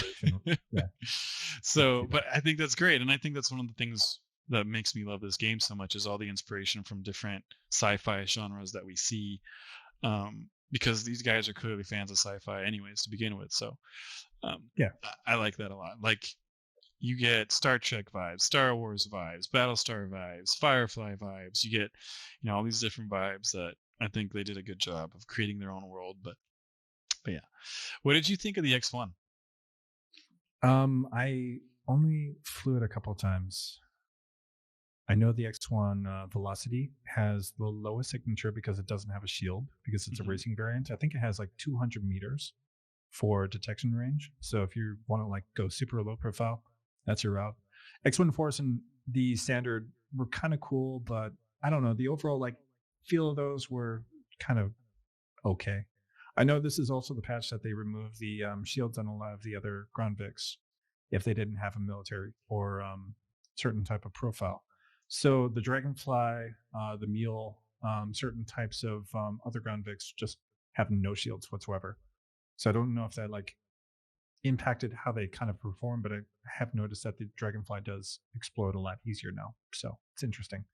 They also did adjust how the turrets react to certain Gravlev. So if you have a ground vehicle, they actually register as a ground vehicle as opposed to like a, what do you call it? A flight vehicle, I believe. So if you're like landing in a bunker, you can just fly in low profile. No one shoots you. It's kind of nice. That is cool. I had a very short experience with the X1. Yeah. Bilal was like, hey, you want to try it out? I was like, sure. Did you blow over to him, got in it, and I did about 20 feet before I blew up. Yeah, okay. Pretty much, yeah. I had fun in those 20 feet. Like, wee! Oh, crap. Oh.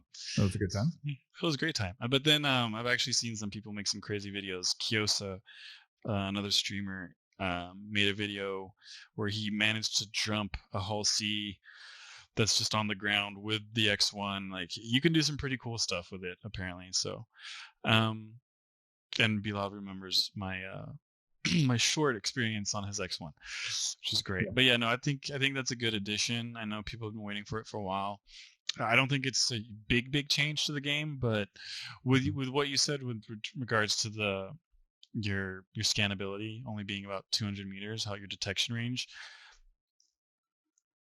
it doesn't help now, But I think down the line, stuff like that will be really cool to have, where, especially when you're trying to come up on somebody's base, or you're trying to come up on somebody who, or actually, if you take that one into Ghost Hollow, if you land 60 clicks away and then drive that into Ghost Hollow, you could probably sneak in there. Nobody would have any idea where you are or that you're even there. But I don't know if that's super necessary for now to have these in here. We'll see. It is nice to finally see the 400i have that, in the nose or wherever it's supposed to fit into that ship. That is cool. But then I think we have to talk about the most important thing that came in 2022. Exactly. Hair update. You can look like fucking Beethoven if you really want to, or have like a receding hairline, which is pretty beautiful. It's amazing. I love it. No beards yet, but we're getting there. We'll get there. I think, look, in terms of like importance of making a game, not at all important. In terms of impressive technical feat, fuck yeah. I don't know a single other game that has hair that looks that good. Not one. Cyberpunk's hair doesn't look as good. We won't even talk about Starfield. LA Noire, the hair wasn't as good, and that game's old. And that has some of the best facial features out of any game I've ever played. No, I can't name a single game that has hair that looks as good as now what we have in Star Citizen. So hats off to all the devs for that technical achievement. Now, was it important? Yes. Okay, we'll say that. We'll just stick with yes. Yeah. At least it's not like Witcher, where the hair physics would crash your game. Do you remember that? No. I think there was something about that. Let me see. It doesn't matter, but I'm glad it doesn't have that issue. You know what I'm talking about? Yeah, Falcon, you're not allowed to mention that. Everything. Yeah. So. I think, Dushka makes a good point of Red Dead 2. Here doesn't look as good in Red Dead. Never actually played Red Dead 2. I'll be honest. I've only played the Red Dead Online is the only thing I've played, and I got to change that. I know. It's if you enjoy a good story, it's apparently amazing, and I know I'm missing out. I got to just pick it up sometime when it's on sale. But Falcon, don't talk to me about a game that hasn't changed their game engine in 10 years. FIFA. Yeah. We don't have to say anything more. I know what you're talking about. But they tried at one point. And Witcher 3, they did a good job. But I gotta do all the side quests for Witcher 3 and then do the main story. Tool is right. Sorry, forget about that. I don't think I ever finished all the side quests. It's just too many. Okay. Just so many. I did have finished the main story. It's a whole other discussion, but yeah. I played for one night and I just never played again. Really? I did. Okay, no, that's not true. That's not true. I did play Cyberpunk. I got to level 60 with just side quests, never touched the main story. And then, ADHD in a nutshell. That's all I got to say. Anyways, we can move on. I'm sorry. It happens. Don't try playing Far Cry then. So, one thing that they really adjusted that was interesting between 3.21 and 3.22 is the new TTK. Instead of 100% for player HP, it's now 150. It's kind of nice for combating desync, but right now it is a band-aid for the whole system. If they do get it to like a really decent performance point, I think they need to bring it back. Otherwise, it's just going to be an HP DPS race. That's all it is. It's about having the most people. Playing tactically won't matter. It's just about shift W and then shooting the entire time. You could just tank the shots, and then as long as you have enough people, you're just killing everybody. It doesn't matter. And then I hope they go more the Tarkov route, where me too. Yeah. I'm with you. Your armor and everything has a more of a say. I don't mind the higher time to kill, but you cannot let it become bullet spongy. That's what I do not want. That's what I hated with Starfield. It's what drove me crazy with Cyberpunk. Mm-hmm. I don't want bullet sponges. That's the only thing. I don't mind the higher time to kill, though. Originally, the TTK was supposed to only translate to... it was only supposed to be affecting AI. It wasn't intended for, I think, PvP, if I remember correctly. I know there was a forum post on this somewhere. I just got to remember where it was. But it was interesting. And again, I think it does kind of help with a lot of the desync. Desync hasn't been as bad for, I feel, PvP, but there is some noticeable, I don't know. It's tough. to really it's all tied to server performance, so you can't really tell anything until they actually make those fixes. So I think we'll just stop right there because I'm kind of ranting on this one. No, and I think it kind of ties into every single conversation we have about the AI, right? Which is, yeah, mm-hmm. You've got to be so specific, and the details of what you were doing at the time, server performance, server population, all these things, entities, how old is the server? There's so many things that come into play. It's so hard to give we can just be haters and be like, it sucks, it doesn't work, it never has, I don't know, they did a shit job. But that's not the truth. We know that they've done this. We see what it looks like when they give us their play tests on their private servers, but we don't get the same experience. So I don't want to say it's great because it's not true, but I'm not going to say it's crap because we just don't have the opportunity to truly test it the way it's supposed to be. So I did like the weapon recoil and FPS combat balance. That did help. Yeah, I think they did make some good fixes there. That was a good. Fire rate changes were kind of neat too with the Meko, the S71, the P4AR. FS9 with a lower mag count, that wasn't a bad idea. I really like the LH86 full auto. It's stupid how much recoil it has, but it's just a fun gun at that point, right? It's fun. It is a lot of fun. Yeah. So P4 has been one of my main. Have you done the LH86? I'm just reading this right now. The fully automatic setting for that one. Yeah, that's what I was just talking about. It's so much fun to just go. Okay. Sorry. Have your pistol fly all over the place? You're good. I like it so you can in-cap someone really quick and then just unload the full mag into their head and they're done. Yep, it's stupid fun. Like minimal gameplay. It's but I think that's super important for them to not go full simulation all the time or full super serious. Like to have these little stupid fun things that you can do. Like I think that's super welcome. Force reaction updates. Now this, have you noticed as much? I think on certain weapons like the P6, I think I've noticed. Yep. I haven't really noticed it on FS9. A little bit, but not as much as I thought I would. The P8 has no difference. That thing's just straight shooter. Still the same. And I haven't tried the Lumen in a while, so I wouldn't be able to tell you. The P4 feels better. I like the P4. I did try the S71. That was kind of nice, but I don't know. I don't know if it's server lag or if it's the gun itself where it's like your rate of fire is very limited. I feel like you can't try to be quick with the tapping. You have to shoot. So I don't know if that's just with the gun design or if it's going to change, but I thought that was pretty good. Snipers feel pretty good. And time to kill, we talked about that. Ship mining balance pass. I didn't feel that one too much. Although I don't do a lot of mining or towing, so I don't have a lot of really good feedback for those ones, I'll be honest. Yeah, and the problem is that we've both spent money in the game. There's no we're not hiding that, but in order to be on top of these changes, that means you're constantly spending money. Mm-hmm.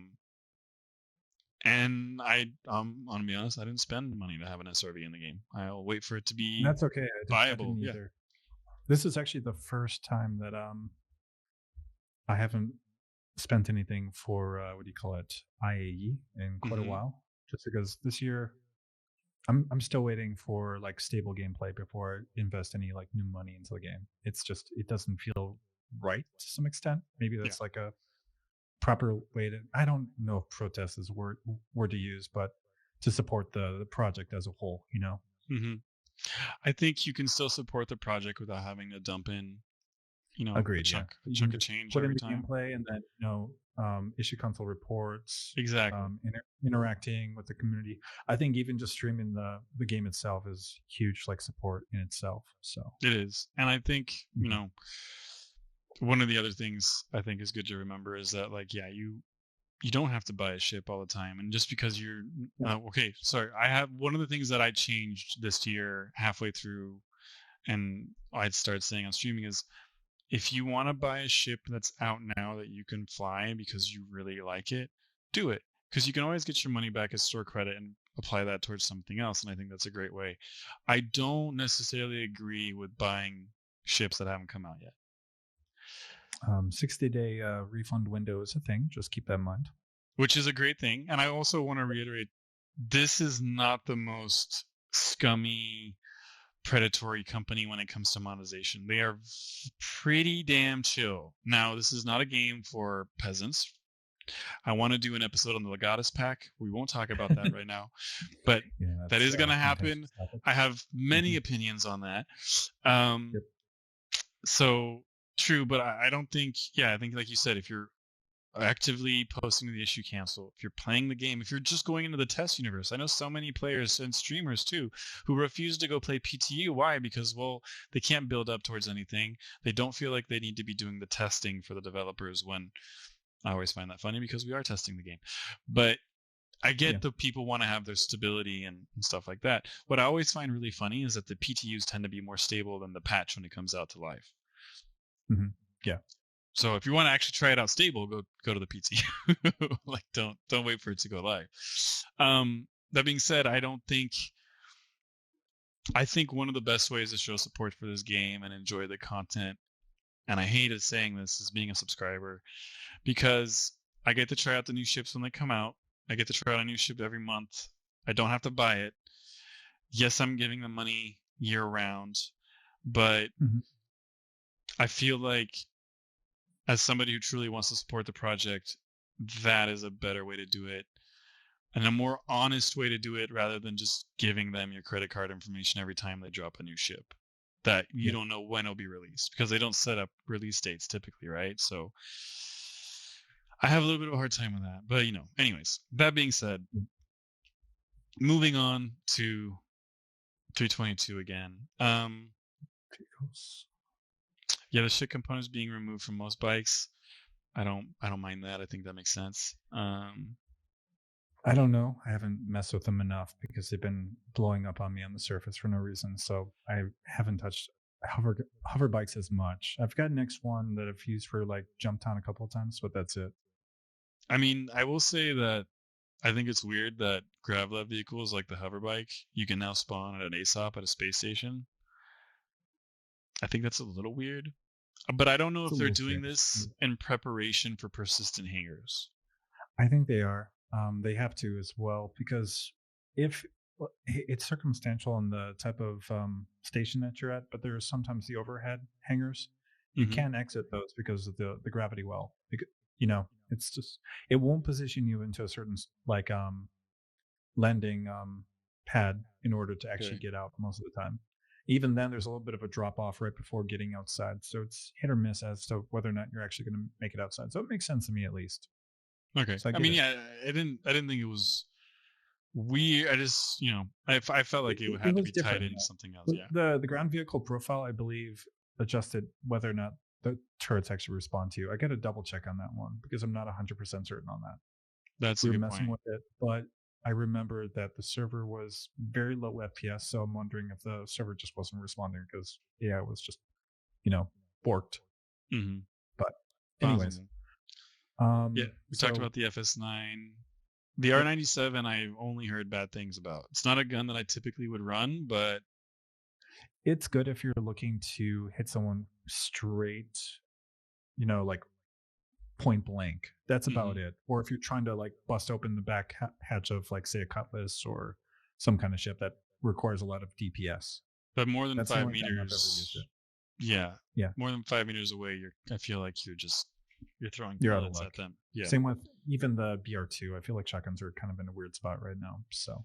And that was my least favorite part of playing the gun game, was having to go through the shotguns. They're so bad. Some of them feel so weak for a shotgun. That was kind of unfortunate. For instance, I do really like the new update to the menu. It's so stupid, but small. But those little things and the way the UI has changed, I like that a lot on the startup menu. I think that was nice. I think that the aesthetic is a little bit better. I liked that. It wasn't a huge change, but it was definitely welcome. Yeah. So, all right, I think we've gone through. Oh wait, there's more Arena Command stuff. Multi-crew and spawn locations. This I haven't tried yet. I really want to. Let's see. Spawn locations. So for like multi-crew, you have the option to flag up whether or not you want to allow someone else into your ship. It's always random, or someone else could like join up, or a friend could join. So you have that enabled, and then you can just pop right into that person's ship. It's kind of cool.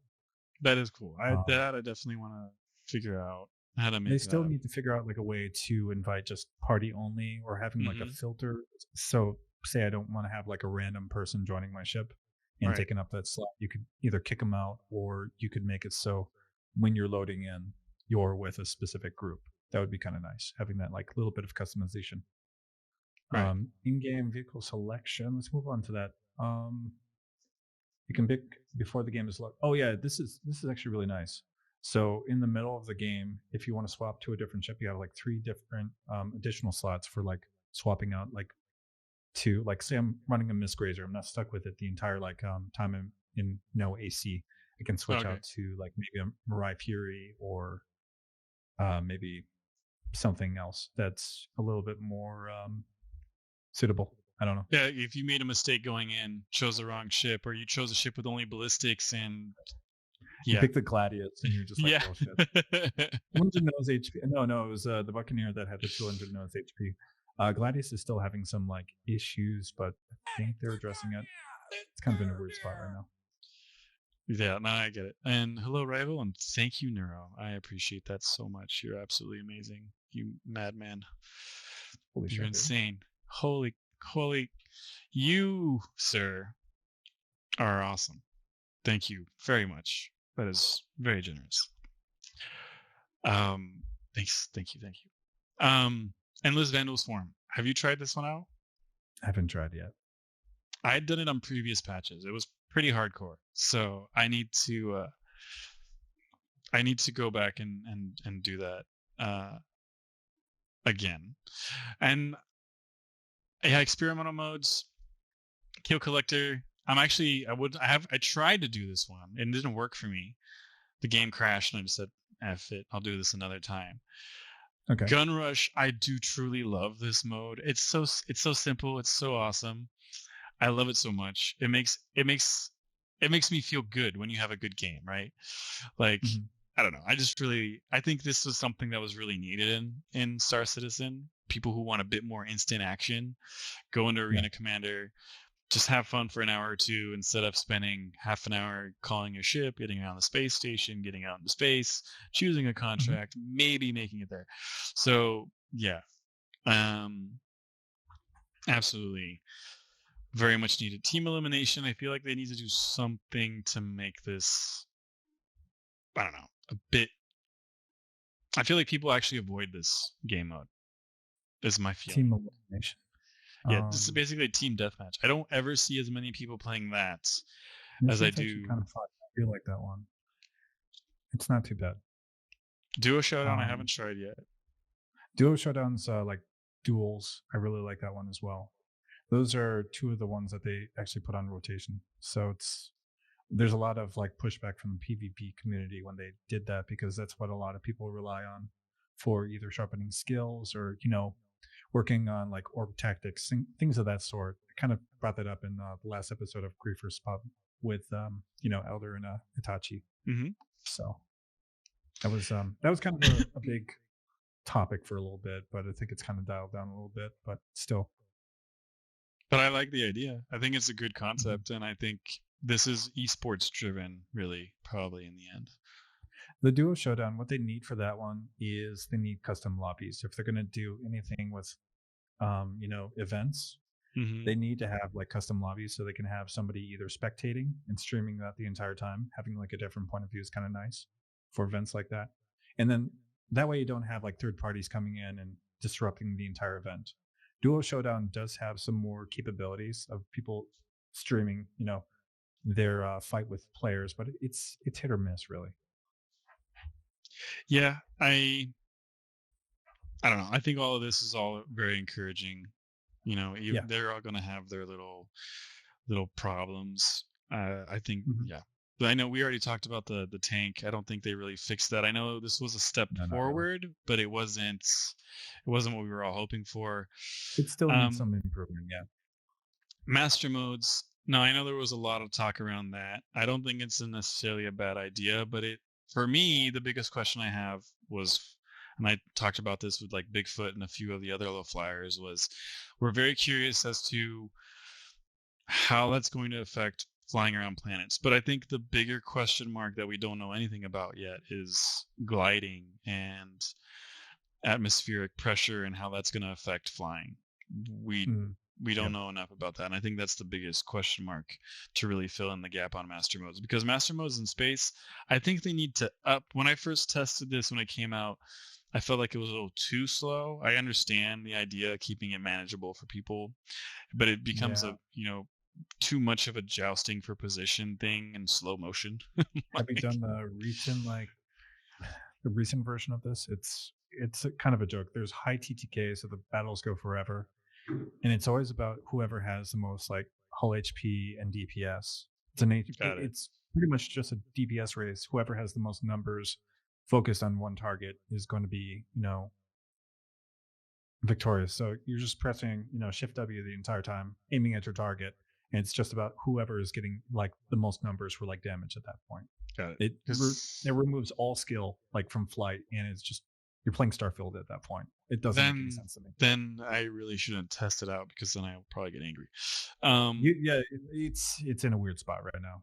I mean, still test it out, but when you do, make sure that you give your feedback to CIG and be like, hey, this is not what I want as like someone that plays this game, fairly often, because it's not in the right direction right now. And I think they have addressed some of those things, but I know that there's, again, a lot of pushback from certain portions of the community right now on this thing. Do you think that Maelstrom has an effect on what they can do with this? Not really. Maelstrom isn't super related to master modes. Master modes is just like the overall like flight model and how everything handles. What they're trying to do is they're trying to reduce the speeds of the overall like speed of the battle, because of like desync issues with the Cry engine, or the I should say Lumberyard right now. But it is super sluggish, high TTK. They added the Super Hornet and the Warden into it, and it just feels horrible. I'll be honest. Got it. So everybody's just jumping in a Warden and making sure you have. It's typically like a Super Hornet or like a Warden, and just aiming, at the closest like target, and then hoping that you don't die before they did. Got it. It's weird, and I don't know. I'm used to flying in like 45s and being able to like avoid most of the shots, or being able to outmaneuver my opponent, which I like. I think what they really need to do is implement armor, so those heavier fighters, when they're taking fire, aren't taking a lot of shots from those light fighters. They're not really affecting them, but they can affect a lot of the smaller portions of the ship. They can shoot off like weapons, turrets, engines, and just really disable them. And then you force players to like actually board those ships. Engineering in the long run is also going to really play some like parts in how would you say this, like the larger ships affect, how to say this, like multi-crew like gameplay overall. Like engineering is going to be a lot more important. You're going to have to focus on really getting those systems up and operational if stuff like that happens. And that's, I think, something that Rivergrid had brought up one time, which I really do agree with. I think it's a great idea. I just don't know if and when we'll ever see a system like that, Yeah. Anyways, I could rant about this for a while. We had a whole fucking episode about this, so I don't want to do that to you. No, it's all good. I get it. But it's a big deal, because it's a huge chunk of the game. There's a lot of question marks around it. I think for them, they have to figure out the way to bridge the gap between beginners coming in and the people who've been flying for 10 years, right?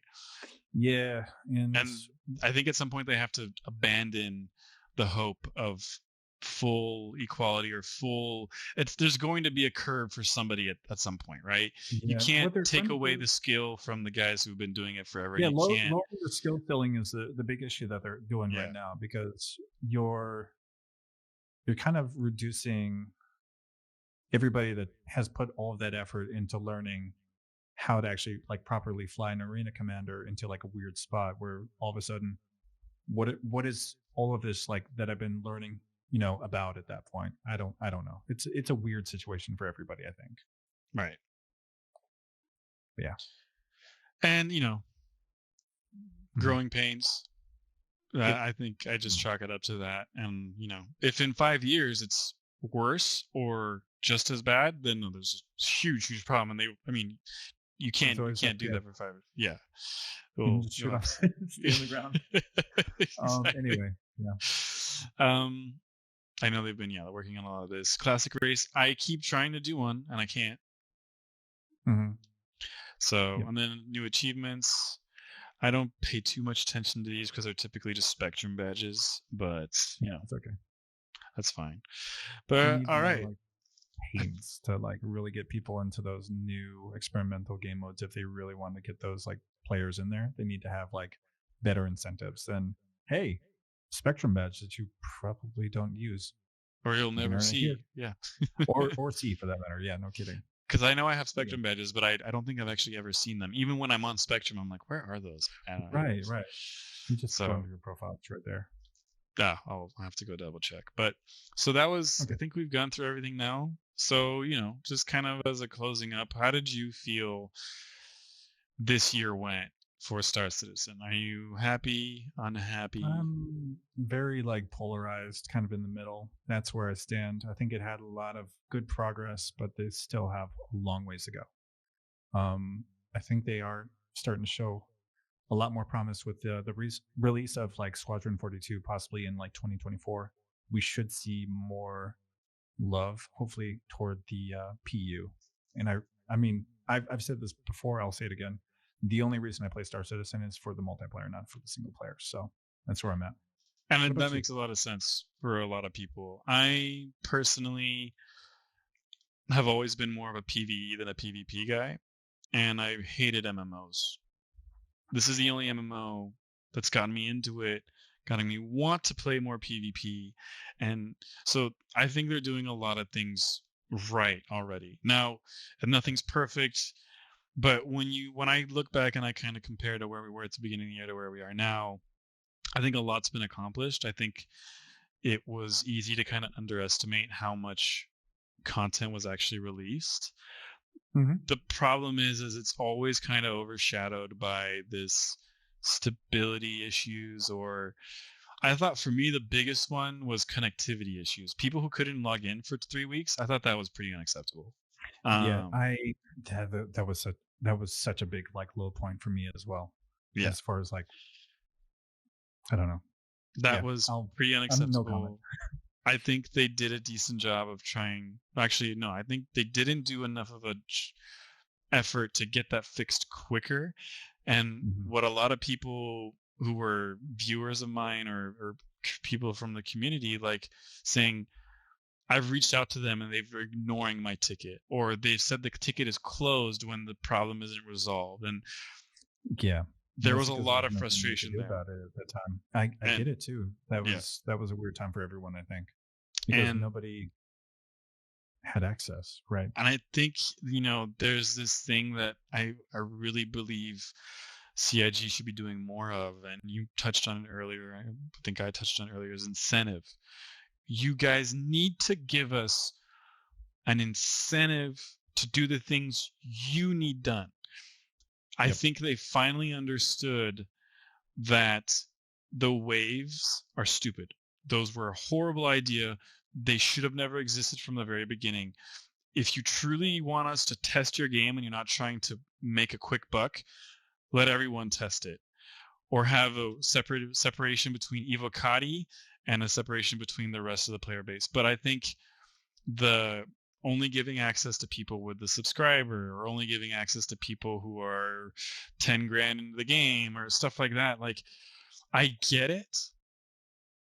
But if they truly want to push forward and they don't want us to say you're trying to make a quick buck, they need to get rid of the wave system on patches. And I think we saw that around 2 of the patches. They did a good job, or they didn't do the waves, where it's just nope, everybody can go test it. That's one of the systems that they've had for a while. They switched up concierges here as well.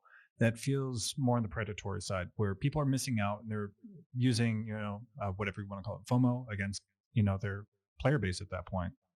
It becomes this weird sense of a paywall. The same thing with Pyro. If you didn't do the what do you call it? the Pyro Goodies package, you didn't likely have access, depending on whether or not you were selected. That was a weird situation. I don't know. Something feels kind of gross about that, in my opinion, but I understand they also need to make money. So it's kind of a weird on the fence viewpoint, at least. I will say, full disclosure on my end, I received the goodie bags from CIG as a gift on their end, which I'm very grateful for. I would have been okay if they had refused me access to Pyro. Yep. I would have been okay with that. I would have been absolutely okay with that. I would have thought that was fair. I was given access to Pyro. I'm very grateful I was. I enjoyed my time testing out Pyro. I had a lot of friends that weren't able to access, and that's what felt kind of shitty. Exactly. I had like my buddy Alter, who's like, I'd love to play it. I would put so many hours into it and actually play test the heck out of it and see what it's all about and really promote it. But he didn't have access, so it kind of sucked on that end, Absolutely. I mean, there's Odin, for example. I wanted to bring him in. He couldn't join. So it's unfortunate. I think they're doing better on that front. It's not there yet. See, and I talked about being a subscriber earlier. I like being a subscriber because I want to support the game. I don't do it to get early access to the testing, because the other thing is, I don't think anybody should truly want to have those first wave access with, spending extra money, because you're not truly helping the game at that point, unless, you get everybody to be a wave 1 tester and you all go in to test it. There's a reason why 3.18 was such a stable patch on the PTU and then went to shit when it hit live. Not enough people tested it.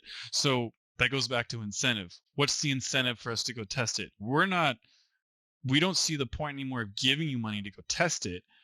When are you guys going to make a bigger effort to make sure we want to test it? Now I feel like they started giving you 15 million. So boom, go out and start buying whatever you want. Go get a ship, mess around with it. That was a good idea, but there needs to now be incentive on the PU from the PTU. Like, hey guys, you spend 5 hours playing on the PTU, you get 100K in the PU, or you get here's an FS9, or here's something, you know what I mean, to justify your time. And maybe I didn't give great examples as rewards or something like that, but just something, and not just a Spectrum badge, and not just because the reality is, to even become an Evocati tester wave 1 without giving them money, that's a ton of hours played and issues brought up to the council. It's not even guaranteed, for that matter. So I guess my ending notes on 2023 was, I was impressed with the amount that came out. I think the most impressive thing was CitizenCon, but I'm giant grain of salt with all of that, because they don't have a choice now. When you think about it, they have no choice but to release Squadron in 2024, because no one's releasing anything in 2025. Most major game developers will not be releasing games in 2025. Or if they do, it'll be as far away as possible from Grand Theft Auto 6 as they can. This is something that's a common thing in the movie industry. Typically, studios, when they know a big movie, or what typically was a big movie, like something like a Marvel or something like a Star Wars or something, they will purposely push back their release date to not compete with them. Video game industry is a little different, whereas that time to maximize sales is a little bigger than it is with movies. So let's say if GTA 6 is releasing in, I'm using just an arbitrary date, in July, I would only... No, God damn it! That's what I said. But like, if let's say they do come out in July, and studios know this, you might get some games coming out in January, and you might get a couple things coming out in December. But everyone knows you can't compete with GTA 6. It's just not going to happen. So if they want Squadron 42 to do well, and I hope they do, because I want it to do well, it's got to be before the end of 2024. Yep, pretty much. Unfortunately. So fortunately, too, at the same time. But anyways, do you have any other final thoughts you'd like to... I think that's pretty much it. I think you covered pretty much everything that I was going to say about like the industry and how it feels as a whole. So I'm with you on that one.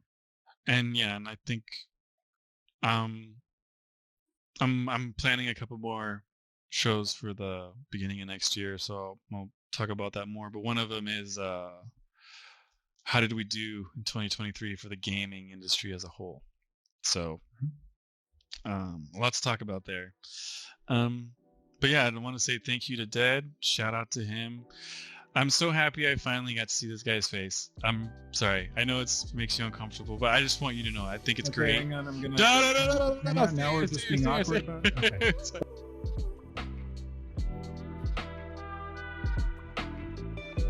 Thanks everybody for hanging out tonight. I had a ton of fun. Thank you, Dead. That was awesome. Thanks, Jordan, even though he left us early.